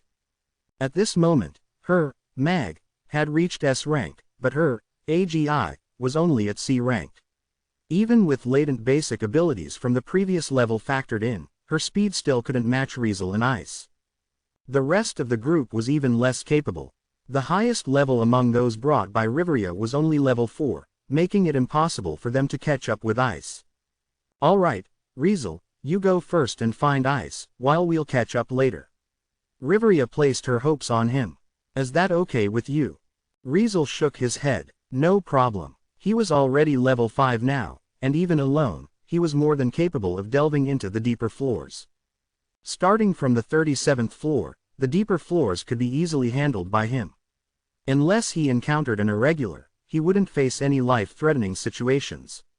But even if he ran into an irregular, he would undoubtedly face it head-on after having plenty of experience. No time to waste, I'll set off first. With that, Riesel's figure flashed, turning into a gust of wind, rushing into Babel. The strong wind he stirred up along the way drew exclamations from onlookers, leaving some irritable adventurers cursing. Riveria watched him leave, then turned to the rest of the searching group. 2 of you stay here and guard. The rest, follow me inside. Yes, the searching group members responded one after another. After a while, Riveria, along with several members of Loki Familia, entered the dungeon. The dungeon today seemed unusually quiet, although there were plenty of adventurers, causing quite a commotion. As Riesel dashed through, he didn't encounter many monsters. The roars that were usually faintly heard upon entering the dungeon were also absent today, giving the labyrinth an eerie sense of tranquility. Some adventurers found this situation strange and even frustrating. Yo, what's up with the dungeon today? Haven't spotted a single monster, what gives? Did someone already wipe them all out or something? But that doesn't make sense. Adventurers discussed one after another, and Riesel, who happened to overhear everything, furrowed his brow. Could it be Ice? That girl, maybe she's been taking out all the monsters since entering the first floor and making her way down. With her strength and speed, if she really did that, the upper floor monsters would have been wiped out in no time. It wouldn't have been surprising if the dungeon couldn't spawn new ones fast enough. If this was her doing, it proved that she was indeed getting a bit impatient. After all, no matter how many upper floor monsters she slaughtered, Ice, who was already at level 5, wouldn't have gained a bit of Excelia. In the past, she wouldn't indiscriminately slaughter monsters in the dungeon like this. She would quickly dive down and explore after reaching a certain floor. It was an unwritten rule that high-level adventurers should avoid making moves on upper-floor monsters to ensure enough monsters for lower-level adventurers to fight later. Even Riesel rarely engaged upper-floor monsters after reaching level 2, and Ice, needless to say, wouldn't make moves on upper-floor monsters unless absolutely necessary. Now, she was disregarding even this unwritten rule, indicating that her mentality was indeed becoming a problem. Riesel remained silent, but his speed increased significantly. He rushed through the dungeon, frightening many adventurers who witnessed the scene. All they could see was a gust of wind, a shadow passing at an astonishing speed. They couldn't confirm the identity of the shadow and were left with expressions as if they had seen a ghost. Riesel paid no attention to them, focusing on speed and advancing deeper into the dungeon, startling many witnesses. In order to boost his speed, Riesel even chanted the protection magic, Raumer, significantly increasing his AGI. If it weren't for the side effect of aerial, he would have used it to travel faster. This showed that he was also feeling a sense of urgency. In this way, Riesel continued deeper, quickly crossing the upper floors from the 1st to the 12th, and entering the middle floors starting from the 13th. From this floor onward, the frequency of monster appearances was much higher. Even if they were defeated, the dungeon quickly spawned new ones. Hence, after entering the 13th floor, Riesel finally saw scattered monsters. Roa arrr. A black creature, resembling a wolf or a dog, spewing flames from its mouth, roared at Riesel as he entered this floor. Scram! Without looking back, he shot the creature a glare, and it flinched before running away. He continued downward, maintaining his speed without any reduction. 10 minutes later, he reached the 14th floor. 17 minutes later, he reached the 15th floor. 30 minutes later, he reached the 16th floor. In less than an hour, Riesel entered the 17th floor, smoothly reaching its end and entering a large underground area. This area was a rectangular prism with a large circular entrance, at least 200 meters long. The width was about 100 meters, and although the height from the ground to the ceiling was less than 20 meters, it was higher than other places. The entire structure was made of rough rocks, except for the unique construction of the left wall. The surface of the wall was extremely smooth, like a mirror without seams, extending from the entrance of the hull to the deepest end, covering the entire wall. The Big Wall of Grief. This was the last obstacle on the 17th floor, known as the dungeon's wall that gave birth to a particular monster. In this peculiar Big Wall of Grief, only a specific monster was born. This was the master of this area. Up to this floor, among the 17 floors, it was the most powerful and fearsome existence. The 17th floor's floor boss, Goliath. The Big Wall of Grief was the wall that gave birth to Goliath. Unless Goliath was defeated and it was not time for it to be reborn, anyone entering this area would inevitably face the crazy attacks of the dungeon's first floor boss. Any attack from giant monsters like Goliath, who stood at least 7 meters tall, would give headaches to any adventurer not yet a first-class adventurer. Riesel was not unfamiliar with this place. Originally, when reaching the limit of level 3, to achieve a great exploit, he came here alone, fighting Goliath one-on-one. In that battle, even he faced the brink of death several times but brushed against it. Goliath was a level 4 monster, a floor boss with a massive body. At that time, when Riesel was only level 3, fighting such a massive monster had been extremely disadvantageous. Even with all his basic abilities at SSS and an overpowered enchant magic like Ariel, it was an extremely difficult battle. If Riesel hadn't been so excited and reckless in that battle, whether he could defeat Goliath or not would have been uncertain. It had been precisely because of this challenging battle that he could achieve a great exploit and advance to level 4. Of course, the current him, facing Goliath again, could easily crush it. However, what he could do, others could naturally do as well. For example, a swordswoman who was level 5 like him.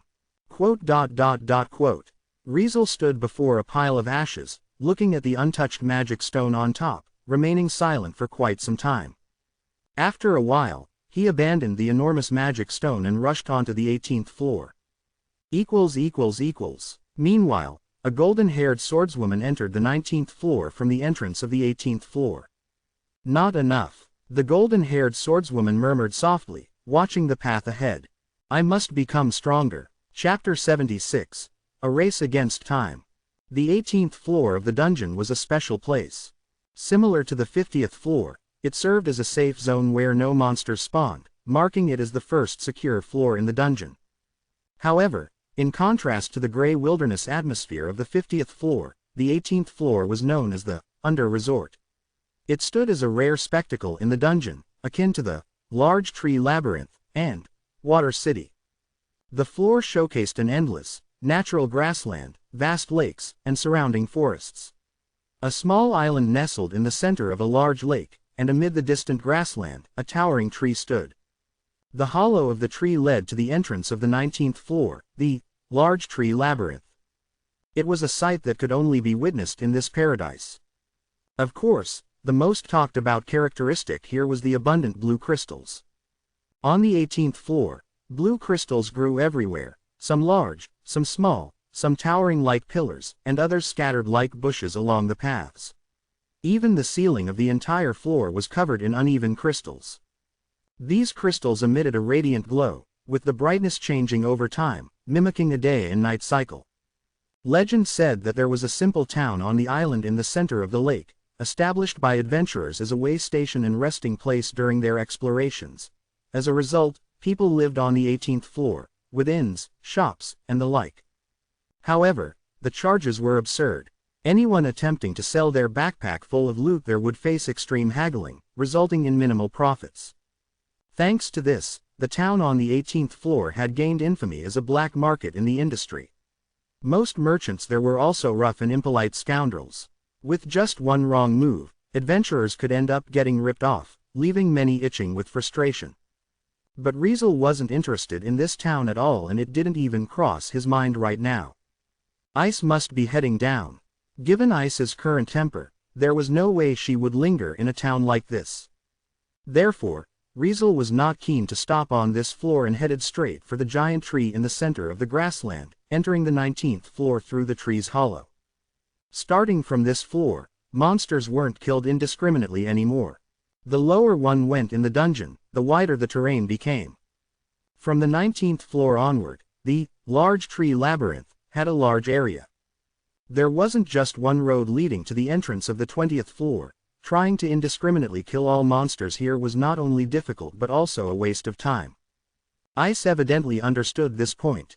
She finally stopped her reckless slaughter, causing the number of monsters to sharply increase from the 19th floor onward, posing a hindrance to Riesel on his journey. With the terrain expanding and the area widening, finding someone here would undoubtedly be challenging. It was possible that Ice might be staying in some corner of this floor, engaged in combat with some monsters. If Riesel were to abandon the search on this floor and continue downward, there was a bigger chance he would pass by Ice. With her personality, it was inevitable that she'd keep pushing forward at a time like this. Riesel thought without much hesitation, completely convinced of it. He could probably guess what Ice intended to do on this reckless journey. The night before last, coming out of Loki's divine room, Ice, unsatisfied and gloomy about her growth, had already revealed her plan for the next step. She planned to level up. Ice was readying herself to step into the next level. This was her original plan, only pushed forward due to setbacks in her sparring match with Riesel. With this in mind, her destination became quite clear. To achieve the exploits needed for leveling up, she requires a powerful opponent. This opponent must be stronger than Ice at her current level. Furthermore, her current level was the pinnacle of level 5. Stronger than that would only be monsters classified as level 6. Monsters of this level, even if they delved into the 50th floor, wouldn't encounter any. Even on the 51st floor, there was only one monster that fit the criteria, which was Cadmus. Heading to the 51st floor would take too much time. In the expedition, at least 5 or 6 days were needed, but going alone would take even more time, not less. Ice definitely couldn't wait that long. Given this, there were only 2 types of opponents she could choose. Either a strengthened or rare species with generally higher powers compared to monsters on the same floor. Or, floor boss. On the 27th floor, there was a level 5 floor boss, Amphisbaena. This massive dragon species monster, posing a threat to other level 5 adventurers, proved only slightly challenging for Ice, who could use Aerial to ignore one level. It obviously did not meet her requirements, and she certainly would not have chosen to challenge it to fulfill the needed exploits. In this case, the opponent she selected was a floor boss 1 level stronger than Amphisbaena. 37th floor's floor boss, Udius. This level 6 floor boss was the powerful opponent Ice yearned for. Therefore, her destination was only one: 37th floor. When Riesel pondered up to this point, he found himself in a dilemma. It was not without reason. His time left in this world was running out. The day he returned from the expedition, it had already been 97 days in this world, leaving only the last 3 days to stay. The next day, which was yesterday, he spent the entire day dealing with familiar affairs and later attended a celebration feast at the Hostess of Fertility. And today was the 2nd day. In other words, it was almost 2 days since the return from the expedition. Once tomorrow passes, the day after tomorrow around this time, Riesel will leave this world and return to the main world. It was an irreversible process. The time limit for dimensional travel was a day in the main world, clearly stated in the Dimensional Magic Cube's instructions. When the time was up, his consciousness in this world would dissolve on its own and be brought back to the main world by the Dimensional Magic Cube.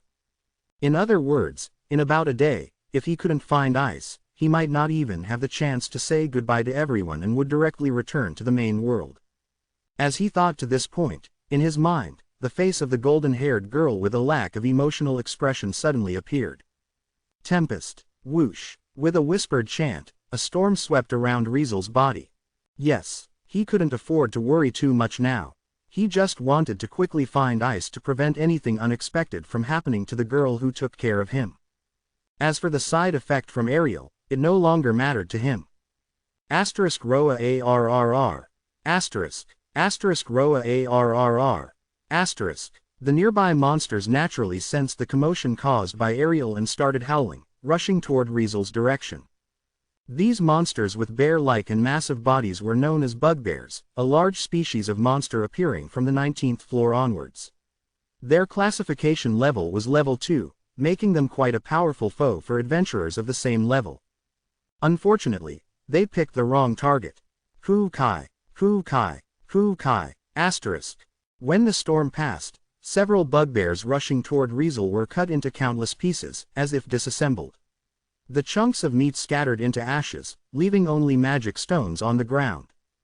Riesel ignored all of these, speeding toward the 20th floor's entrance. Dungeon, 37th floor. This was a floor known as the White Palace. Within this floor, all the walls were of a murky white color, and the entire floor resembled a castle, consisting of as many as 5 concentric walls. The staircase leading to the 38th floor was located at the center of the floor.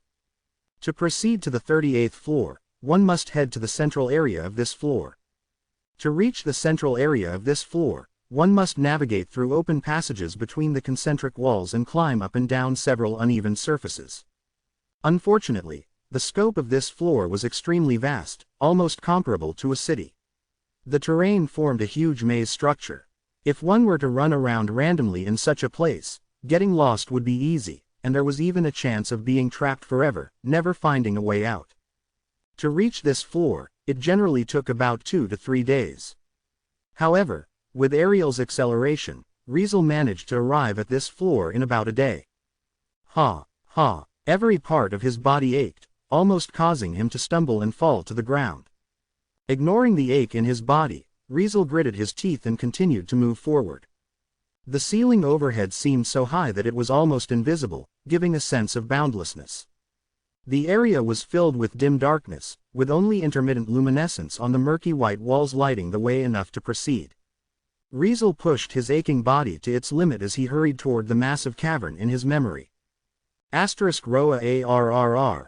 Asterisk. Yet, even before he could successfully arrive, he heard it. It was a roar that shook the entire floor, a vicious howl reverberating through the entire dungeon walls and floors. Quote! Riesel's heart tightened as he pushed his somewhat exhausted body to complete the final stretch, bursting into the massive cavern. In the next second, he finally saw it. He saw the entrance to the cavern, with a golden-haired girl standing there, her back facing him, pulling out a sword and standing against the wind. Ice! Riesel subconsciously yelled out. However, his voice was mercilessly drowned out by a roar so enormous it was astounding. Asterisk Roa ARRRRRR. Asterisk. The roar of an enormous monster echoed through the space. In front of the golden-haired girl, a monster gradually emerged from the soil, coming into Riesel's view. Chapter 77. Complex and Chaotic Emotion. Crack. Asterisk. The ground was cracking. In the enormous cavern, the earth shattered like glass, creating sudden cracks that raced in all directions. Before long, the cracks swelled, soil rolled all around, rocks shattered, and dust filled the air. Asterisk boom. Asterisk. A massive pitch-black monster burst through the ground, shaking off rocks and sand clinging to its massive body. It let the debris fall as it made the cavern violently tremble. Asterisk ROAAAARRRRRR. Asterisk. A roar echoed from the massive monster emerging from the earth. It sounded like a cry and an angry howl combined, turning into shockwaves that rolled in all directions. The monster resembled a gigantic skeleton, entirely black, with sharp spikes protruding from every corner of its bones. These spikes glowed with an eerie and dangerous sharpness, instilling fear in anyone who saw it. Its lower half remained buried underground, but just the bone section above the pelvis reached nearly 10 meters in height. The head sprouted two horns resembling a demon, and deep within the massive eye sockets flickered strange and dangerous red flames, truly horrifying. At the center of this massive monster, within the chest cavity, a magic stone much larger than usual was embedded like a heart, protected by thick chest and rib bones. This was the floor boss of the 37th floor, Udius. Without any surprises, Ice, standing in the middle of the cavern with her back to the floor entrance, immediately caught the attention of this floor boss. Boom! Asterisk. Accompanied by a rumbling sound, the massive skeleton monster swept its massive bone arm, sending Ice flying. Quote exclamation mark exclamation mark exclamation mark quote. Witnessing this scene, Riesel's heart, tightly strung, snapped. Without hesitation, he extended his hand toward one of the two swords hanging at his waist. Facing the 37th floor's floor boss, a level 6 massive-sized monster, Riesel almost instinctively reached for full underhermit, ready to use this first-class equipment ranked in the top 3 in Orario. But before he could draw his sword, a voice stopped him. Don't! The scream from Ice froze Riesel's movements. Shortly afterward, he saw Ice, thrown by Udius's blow, standing unsteadily from beneath the cracked wall. Don't do anything. Ice stared intently at him as she spoke. In her transparent golden eyes, rare and intense emotions appeared. It was a determination. It was a resolve. With Ice looking at him with such eyes, Riesel couldn't help but halt his hand reaching for full Tempest. Shortly after, Ice loudly chanted her exclusive magic and activated the overpowered wind enchant type magic, enveloping her body in chaotic gusts. With help from Ariel, she finally began to sprint. Asterisk Roa ARRRRRR. Asterisk. The massive skeleton monster roared once again, swinging its bone arm, stirring up gusts of wind and sand, forcefully sweeping toward her. Ice seemed to be attempting to evade, leaping slightly with the help of the wind. However, just as she was about to leap, her body froze mysteriously. This freeze was undoubtedly deadly. Boom! Asterisk. The massive bone arm brutally struck Ice, sending her flying once again, crashing into the wall at the other end of the cavern, shattering it to pieces. Ice! Riesel couldn't help but shout in panic. Ice didn't respond. She just stubbornly got up again, charging at Udius once more. Udius continued to swing its giant bone arm, carrying frightening force and emitting thunderous roars and vibrations throughout the massive cavern, showcasing the immense power typical of floor bosses. From this astonishing display of power and noise, it was clear that this floor boss, like the others, possessed terrifying strength comparable to the giant species. Under such power, the cavern quickly suffered devastation. The ground became pockmarked, cracks and holes marring the walls all around. Stones and debris flew like bullets, even forcing Riesel to dodge several times. Fortunately, Udius's strength, while powerful, also had a common weakness shared by every giant species: slower movements. Though still threatening, with Ice's speed, she shouldn't be easily hit. However, reality proved otherwise. Amidst Udius's indiscriminate destruction, Ice, despite her efforts to evade, was repeatedly hit somewhat easily. Like a cannonball, she was either slammed into the wall or crashed onto the ground, raising dust and sending stones flying, looking extremely miserable. After being hit several times, even with Ariel's wind protection, she began to accumulate injuries. How did this happen? Riesel was genuinely stunned. Why does Ice keep getting hit often? With her speed, dodging Udius's attacks should be a piece of cake. This confusion lingered until he noticed the unnatural stiffness in her movements, finally uncovering the answer. Could it be that Ice is now just like me, enduring aches and soreness due to the side effects of Ariel? Upon getting this answer, Riesel finally understood why, despite using Ariel himself, he couldn't catch up to Ice. It seemed that, like him, she was also using Ariel without stopping to hasten her journey. This seemed like a rather foolish course of action. After all, her goal was the floor boss of the 37th floor, a level 6 Udius. Facing such a monster, Logically, one should avoid unnecessary battles before reaching the 37th floor, saving stamina and preserving mind to be in the best possible condition for the battle. Ice, however, used aerial in advance for the sake of speed. Not only did it consume most of her mind, but her body also suffered aerial's side effects.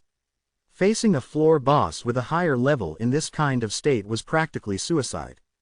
Yet, Riesel could understand, it must have been a helpless action. To reach the 37th floor, considering the possible obstacles along the way, not to mention the time required, it would take at least 2 or 3 days. Ice entered the dungeon with minimal supplies, lacking provisions and food. Rushing through a 2 to 3 day journey in the dungeon without proper supplies would leave her with no strength or stamina to fight Udius upon reaching the 37th floor. Instead of ending up in a weakened state during the battle, she preferred enduring Ariel's side effects and the loss of mind. At least this way, she would have the strength to fight. Combined with the urgency she felt, Ice ultimately decided to use Ariel to speed up her journey, preventing Riesel from catching up with her. She successfully arrived at the 37th floor before him, but the cost was high. As expected, in the following battle with Udius, Ice was easily overwhelmed. Boom! Udius's massive bone arm hit Ice once again, sending her flying and crashing onto the ground, rolling a considerable distance before coming to a stop. Schwing! Riesel didn't intend to watch any longer and quickly unsheathed Fool. Don't come! Ice's pained scream stopped him as she forced herself to unsteadily get back on her feet.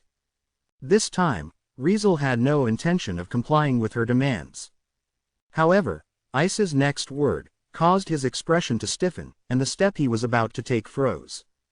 Please! Her whisper created more turmoil in him than he had imagined. Not for anything else, but because Ice Wallenstein, in a vulnerability he had never heard nor seen before, was pleading to him. Her plea made his steps, which he could take at any time, impossible to move forward. You're gonna die. Riesel could only take a deep breath and yelled. No. Ice stood up, pointing her sword toward the massive skeleton monster ahead, and took a deep breath. I will win. Her fragile tone was replaced by a resolute and determined one.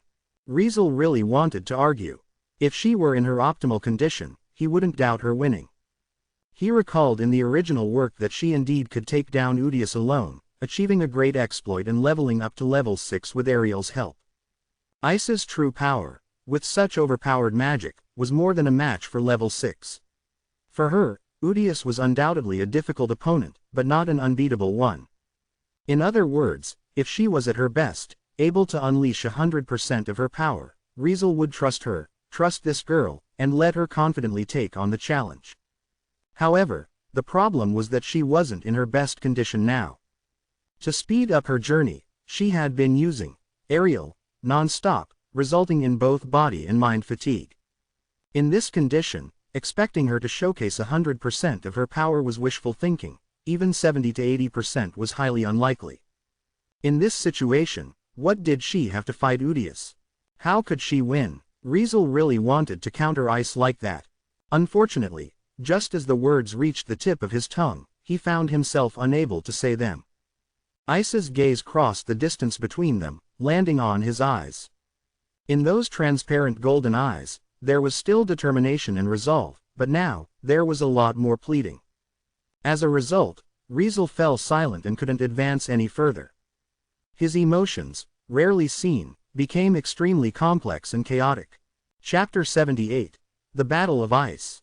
Considering it rationally, there was no doubt the most crucial thing for Riesel to do at this moment was to go all out against Udius. Even though Udius was a floor boss classified as level 6, his strength now had surpassed even Ice's, which meant he could take on Udius entirely on his own. In the original work, Ice also managed to defeat Udius on her own in a perilous battle. Since Riesel was now stronger than her, there was no reason for him to fear the floor boss of the 37th floor. At the very least, he could have retreated with her, avoiding this floor boss very easily. He surely had the confidence for that. However, that was just a rational perspective. If looked at from an emotional standpoint, it was a different story. If Riesel didn't know anything, didn't know Ice's desires, didn't know why the girl craved such strong power in her heart, he could have just jumped into action without thinking too much. Unfortunately, He knew the original work, knew what wishes and sorrows resided in Ice Wallenstein's heart. This made it impossible for him to decisively join or interfere in her fight. Of course, monsters like Udius didn't consider and care about human emotions. Roa aarrrr. Udius let out a roar, slamming its fist into the ground without mercy. Boom. Fortunately, this punch couldn't reach Ice. At this moment, she had already distanced herself from Udius. Unless it pulled its lower body out of the ground to pursue her, at this distance, its fist couldn't touch her at all.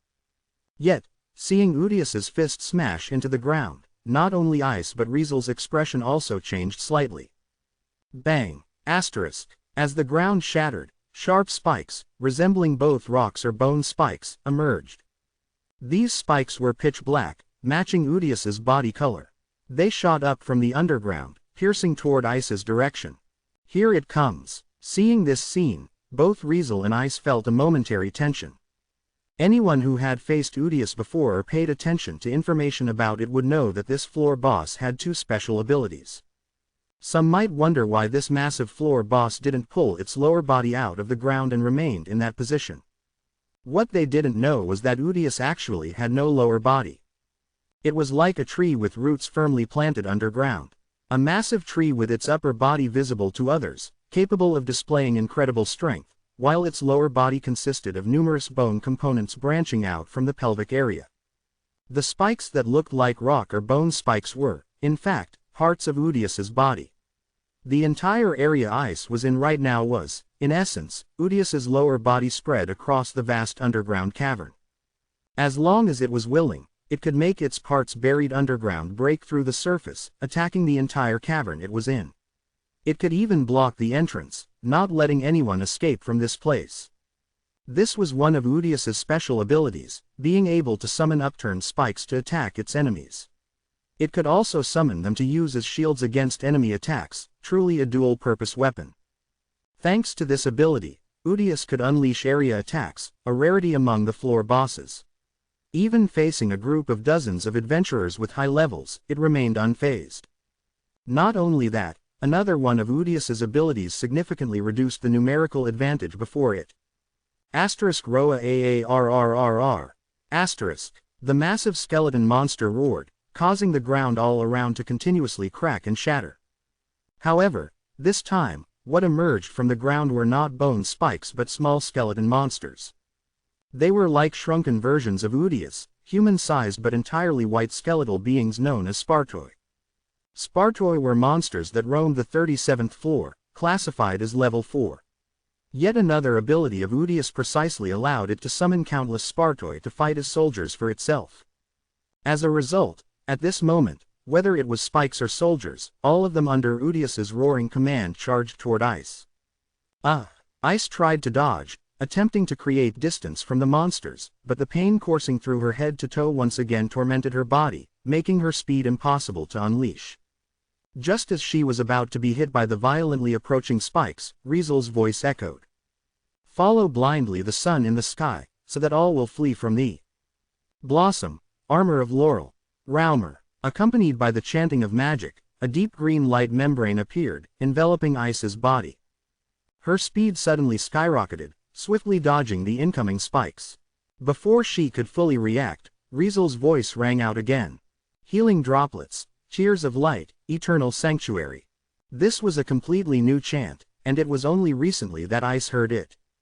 Unlike before, when she heard Ermid chant this magic with a solemn and devout voice, this time she heard a man's voice. Compose a medicinal hymn 360-5. The melody of the healer's almanac saves all things. Come, destruction of evil, the burial of wounds, interment of disease. Curses be gone in the light of vitality. In the name of all that is holy, I heal you. Dia Fratel, the top-class healing magic was activated, and pure white particles of light descended from the sky, swirling out from a white magic circle, and landing on Ice's body. At this moment, Ice could clearly feel the pain and soreness coursing through her entire body rapidly easing. She subconsciously turned her head and looked toward the entrance of the cavern. There, Riesel stepped on a pure white magic circle, gazing at her. Through his eyes, she understood what he wanted to convey. At least let me handle this bit of support. Riesel chose not to rush out anymore but to support Ice in his own way from the back. Feeling her body gradually recovering, injuries improving, and even the soreness under her skin easing, she tightened her grip on her sword. "Thank you, Riesel," Ice whispered and quickly raised her head, her eyes revealing a powerful resolve. Without hesitation, she charged forward. Boom, boom, boom, boom, boom, asterisk. Numerous Spartoi rushing toward Ice shuddered, collectively exploding. With the wind enveloping her body, she charged into the midst of the monster horde, like a storm sweeping through. Swish, swish, swish, swish, swish, asterisk. Her sword slashed dozens of times in an instant, exploding every Spartoi in her path. Asterisk Rua AAAAARRRR. Asterisk. Seemingly angered by this, Udius immediately summoned more spikes, shooting toward Ice without stopping. She didn't dare to be careless. Her footsteps and figure dodged in rapid succession, avoiding Udius's long-range attacks with astonishing speed and agility. Whoosh! Seeing Ice getting closer, flames flickered in Udius's eye sockets. Its thick bone arm, carrying a strong gust of wind, quickly swung toward her without mercy. Just as Ice was about to dodge, she suddenly realized there was no escape. The spikes shot out by Udius, varying in length and width, were essentially a part of its body and wouldn't disappear. Because Udius had just shot out numerous spikes, even if they didn't hit her, they would all land on the ground, forming a mountain of spikes. Some were as small as pointed needles, standing upright, while others were as large as stone pillars, occupying a considerable space in the cavern. Although Ice successfully dodged the shooting spikes, those on the ground deprived her of some of her foothold. In other words, her movement space was restricted. Under the pressure of countless spikes, she had little room to dodge, completely unable to avoid the oncoming arm attack from Udius. Bang, bang, bang, bang, bang, asterisk. Udius's massive arm, thick and robust, laced with a forceful gust, swept away anything in its path indiscriminately. Just before reaching Ice, it preemptively swung, shattering spikes, breaking the Earth's surface, and thundering toward her at great speed. The power of this attack surpassed anything Udius had unleashed before. Ice, relying on instinct and experience, realized she couldn't withstand this kind of attack. Even with Ariel's protection and Raumer's defense, taking a direct hit would leave her undying but severely wounded. Tempest. In the face of crisis, Ice increased the output of Ariel. Whoosh! A massive gust of wind enveloped her body, and with a step on her foot, she soared into the air. Asterisk boom. Asterisk. Udius's powerful arm attack missed, crashing into the ground, and sending a spray of soil and stones into the air. Ice, riding the wind, remained suspended in midair and quickly flew toward Udius. Ariel's enhancement was almost comprehensive, assisting in every aspect except long-range attacks. It not only enhanced attack power and protected the user's body but also increased speed, enhanced weapons, and provided short-range flying ability. Ice took advantage of Ariel's features, whipping up a frenzy of wind as she charged toward Udius with powerful momentum. Asterisk Roa AARRRR.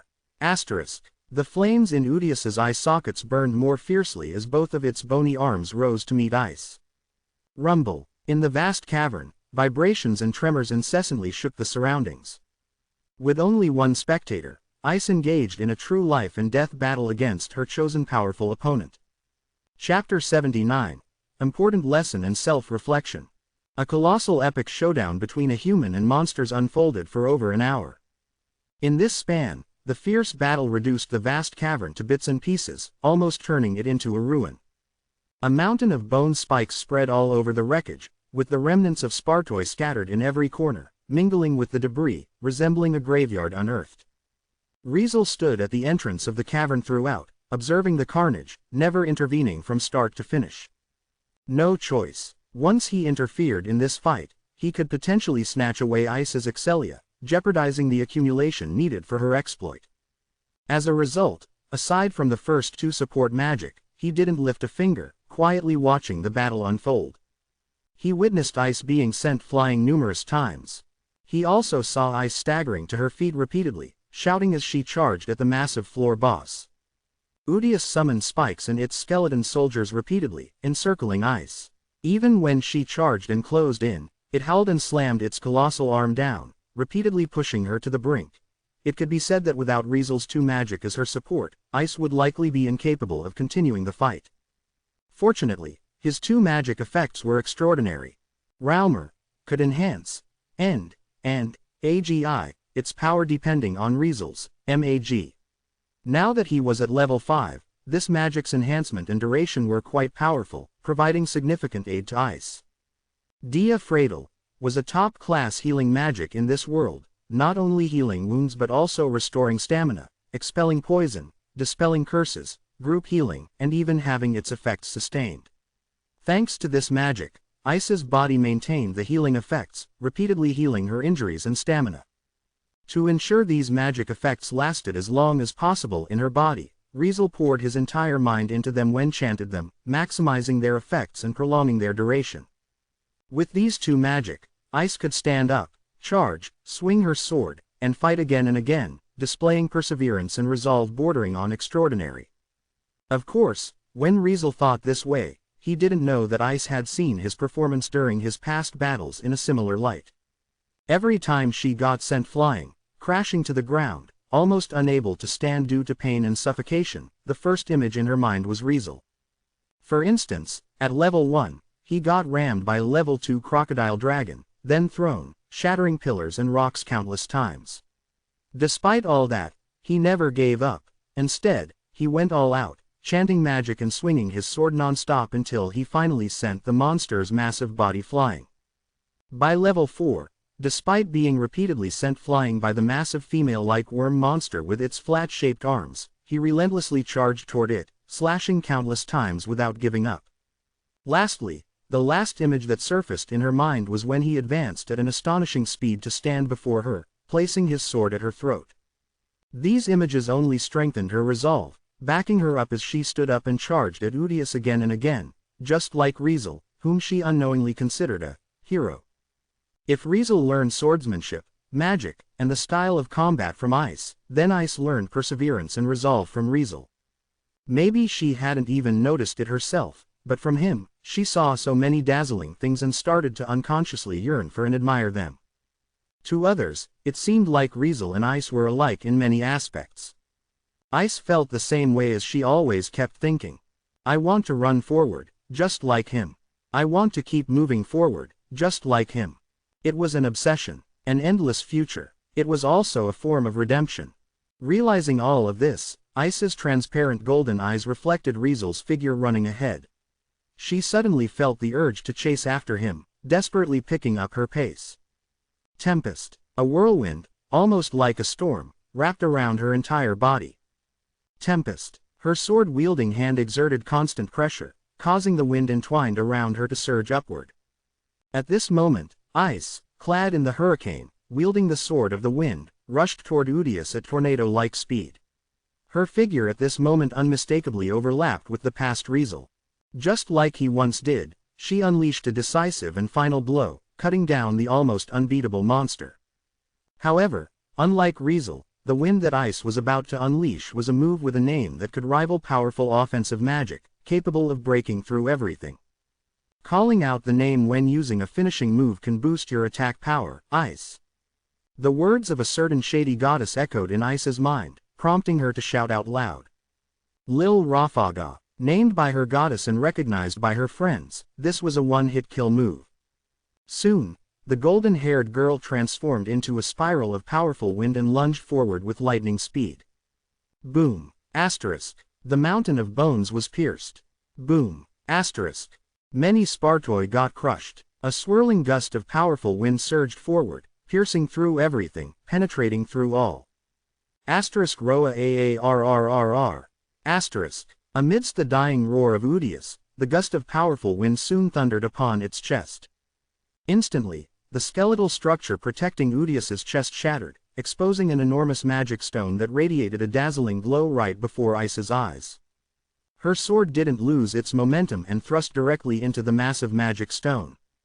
Asterisk Roa, Udius's roar abruptly ceased. Crack. Asterisk. Not long after, the magic stone emitted a cracking sound. Fissures appeared little by little, gradually spreading all over the entire magic stone, and finally exploded. Asterisk ROAAAAAARRRRRR. Asterisk. This time, it wasn't the usual angry roar, but a dying one. Udius howled to the sky, disintegrating and collapsing entirely as it burst open, turning into a cloud of dust. The golden-haired girl drifted in the powerful wind around her. Weakly, she released her sword from her hand and, with the sparkling fragments of the magic stone, descended from midair. Before losing consciousness, she saw him. The figure whom she had just been gazing at and chasing inside her mind flew toward her.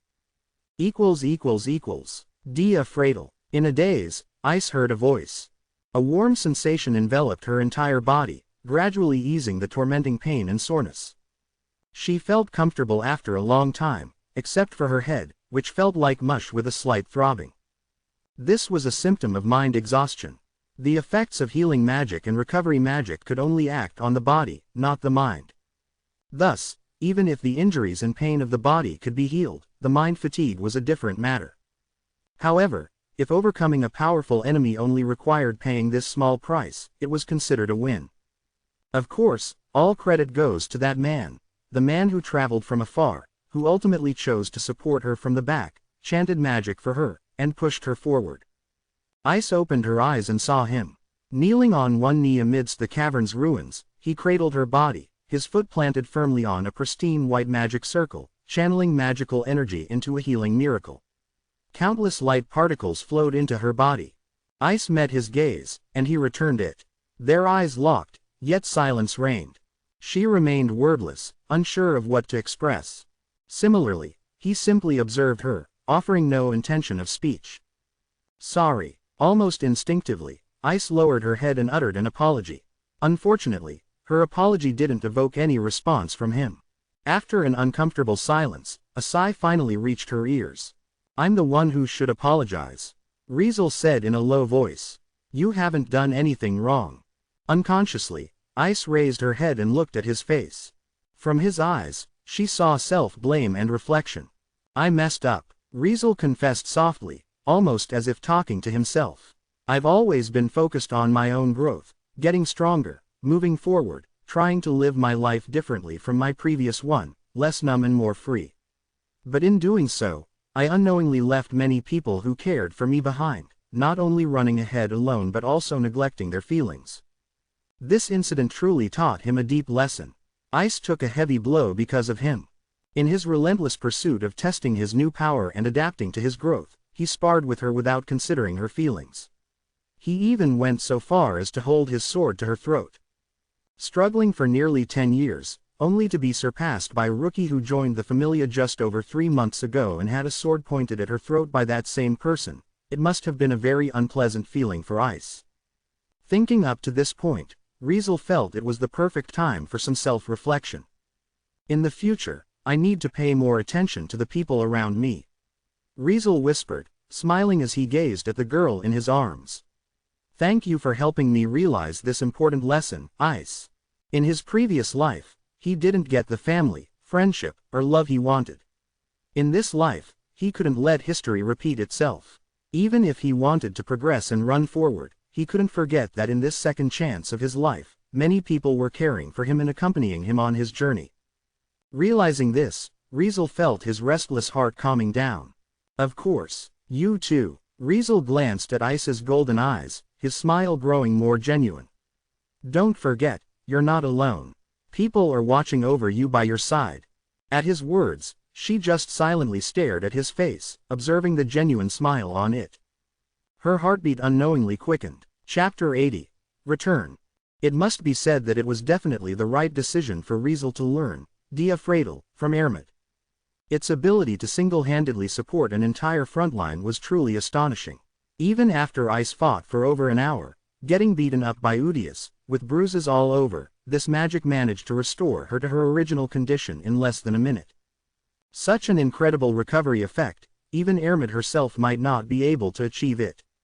But then again, she was a level 2. Using the same magic in the hands of a level 2 versus a level 5, there was bound to be a difference. Since Riesel's mag was already off the charts, the magic he cast and the one Ermid cast were incomparable. As a result, Ice could quickly bounce back, with only her mind slightly lacking, making her look a bit tired. But that was more than enough. As long as she didn't use magic, she should still be able to fight at full power. What? Ice looked at Riesel in surprise.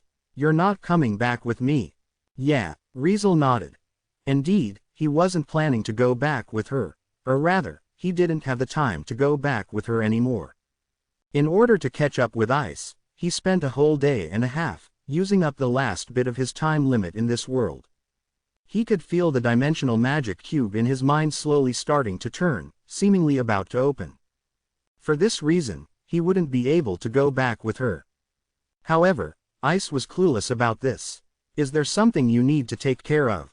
Ice looked at him, seemingly ready to stay with him. However, he shook his head. I do have something to take care of, and it's not a small one. Riesel explained. Since your problem is resolved, I'm preparing to leave. Even the most clueless person would understand the hidden meaning behind his words.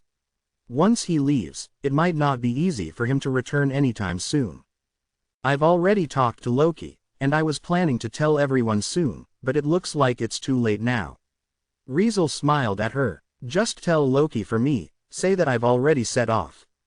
Ice instantly fell silent. Go, Riesel urged slightly, sensing his limited time. Riveria is on her way to find you. Head back, and you'll meet her soon.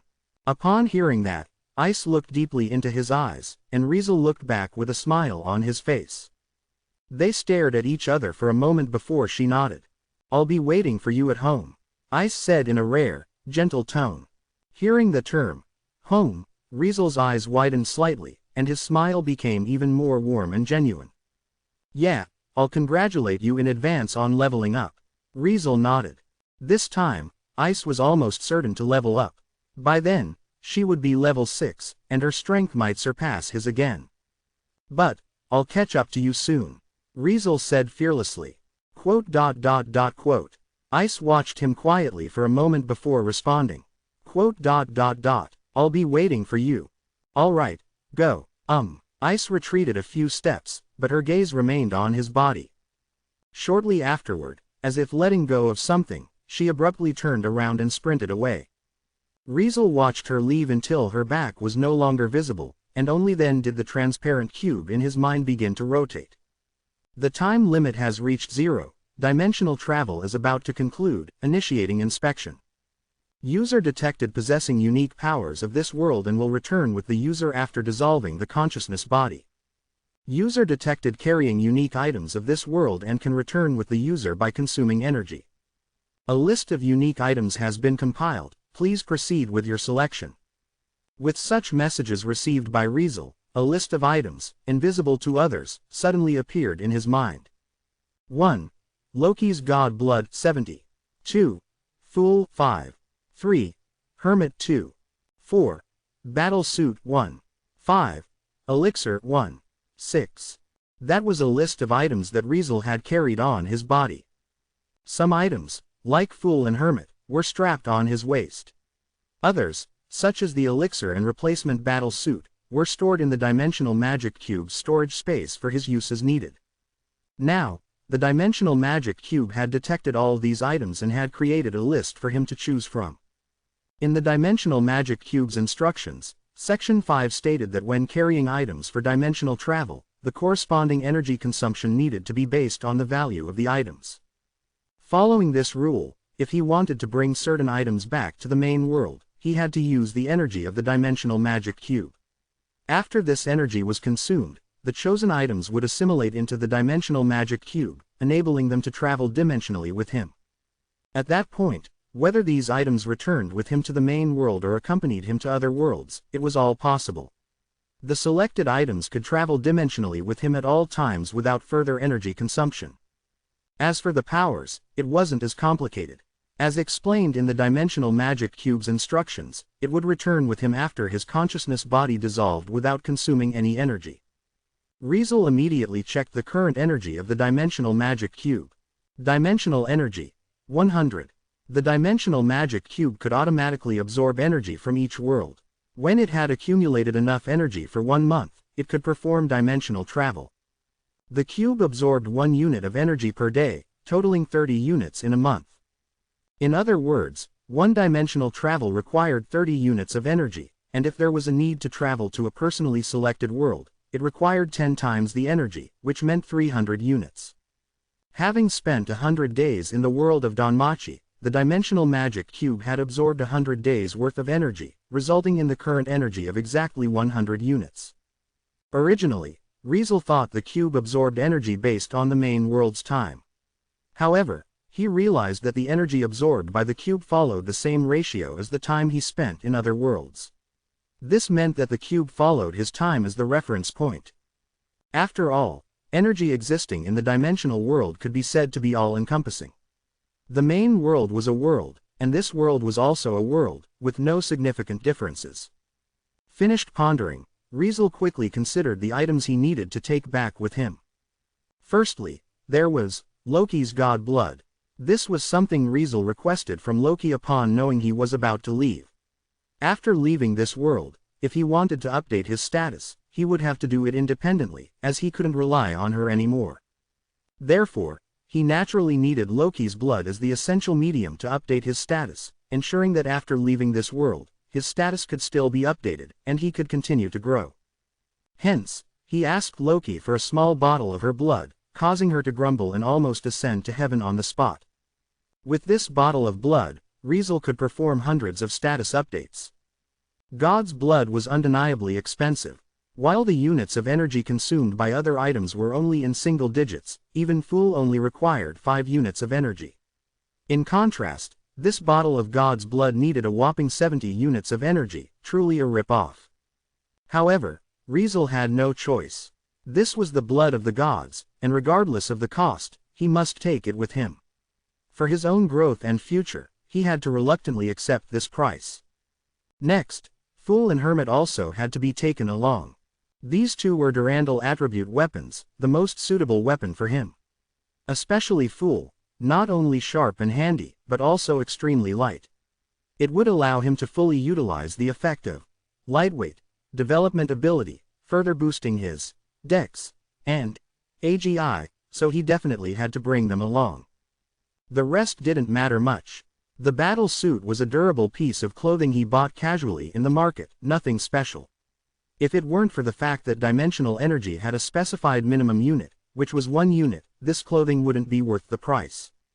The elixir, on the other hand, was worth its 1 unit cost of energy. After all, it was the most effective potion in this world, capable of quickly healing almost any injury that wasn't fatal or limb-severing. Spending 1 unit of energy to take it away was definitely not a loss. Of course, if he hadn't learned the top-class healing magic, Dia Fratel, he would probably have taken some back. Unfortunately, he had already learned healing magic more astonishing than the effects of elixir, rendering it somewhat redundant. The remaining items were miscellaneous things, magic stones, various spare potions, and even food and water. There was no need to consume dimensional energy to bring them back to the main world. In summary, a bottle of God's blood and 2 weapons, that's all the stuff I need to take with me. Riesel quickly made his selection. Loki's god blood, 70. Fool, 5. Hermit, 2. 3 items were chosen, totaling 77 units of energy. Dimensional energy, 23. After confirming the remaining energy, Riesel concluded the process. Selection completed, starting execution. Item assimilation successful.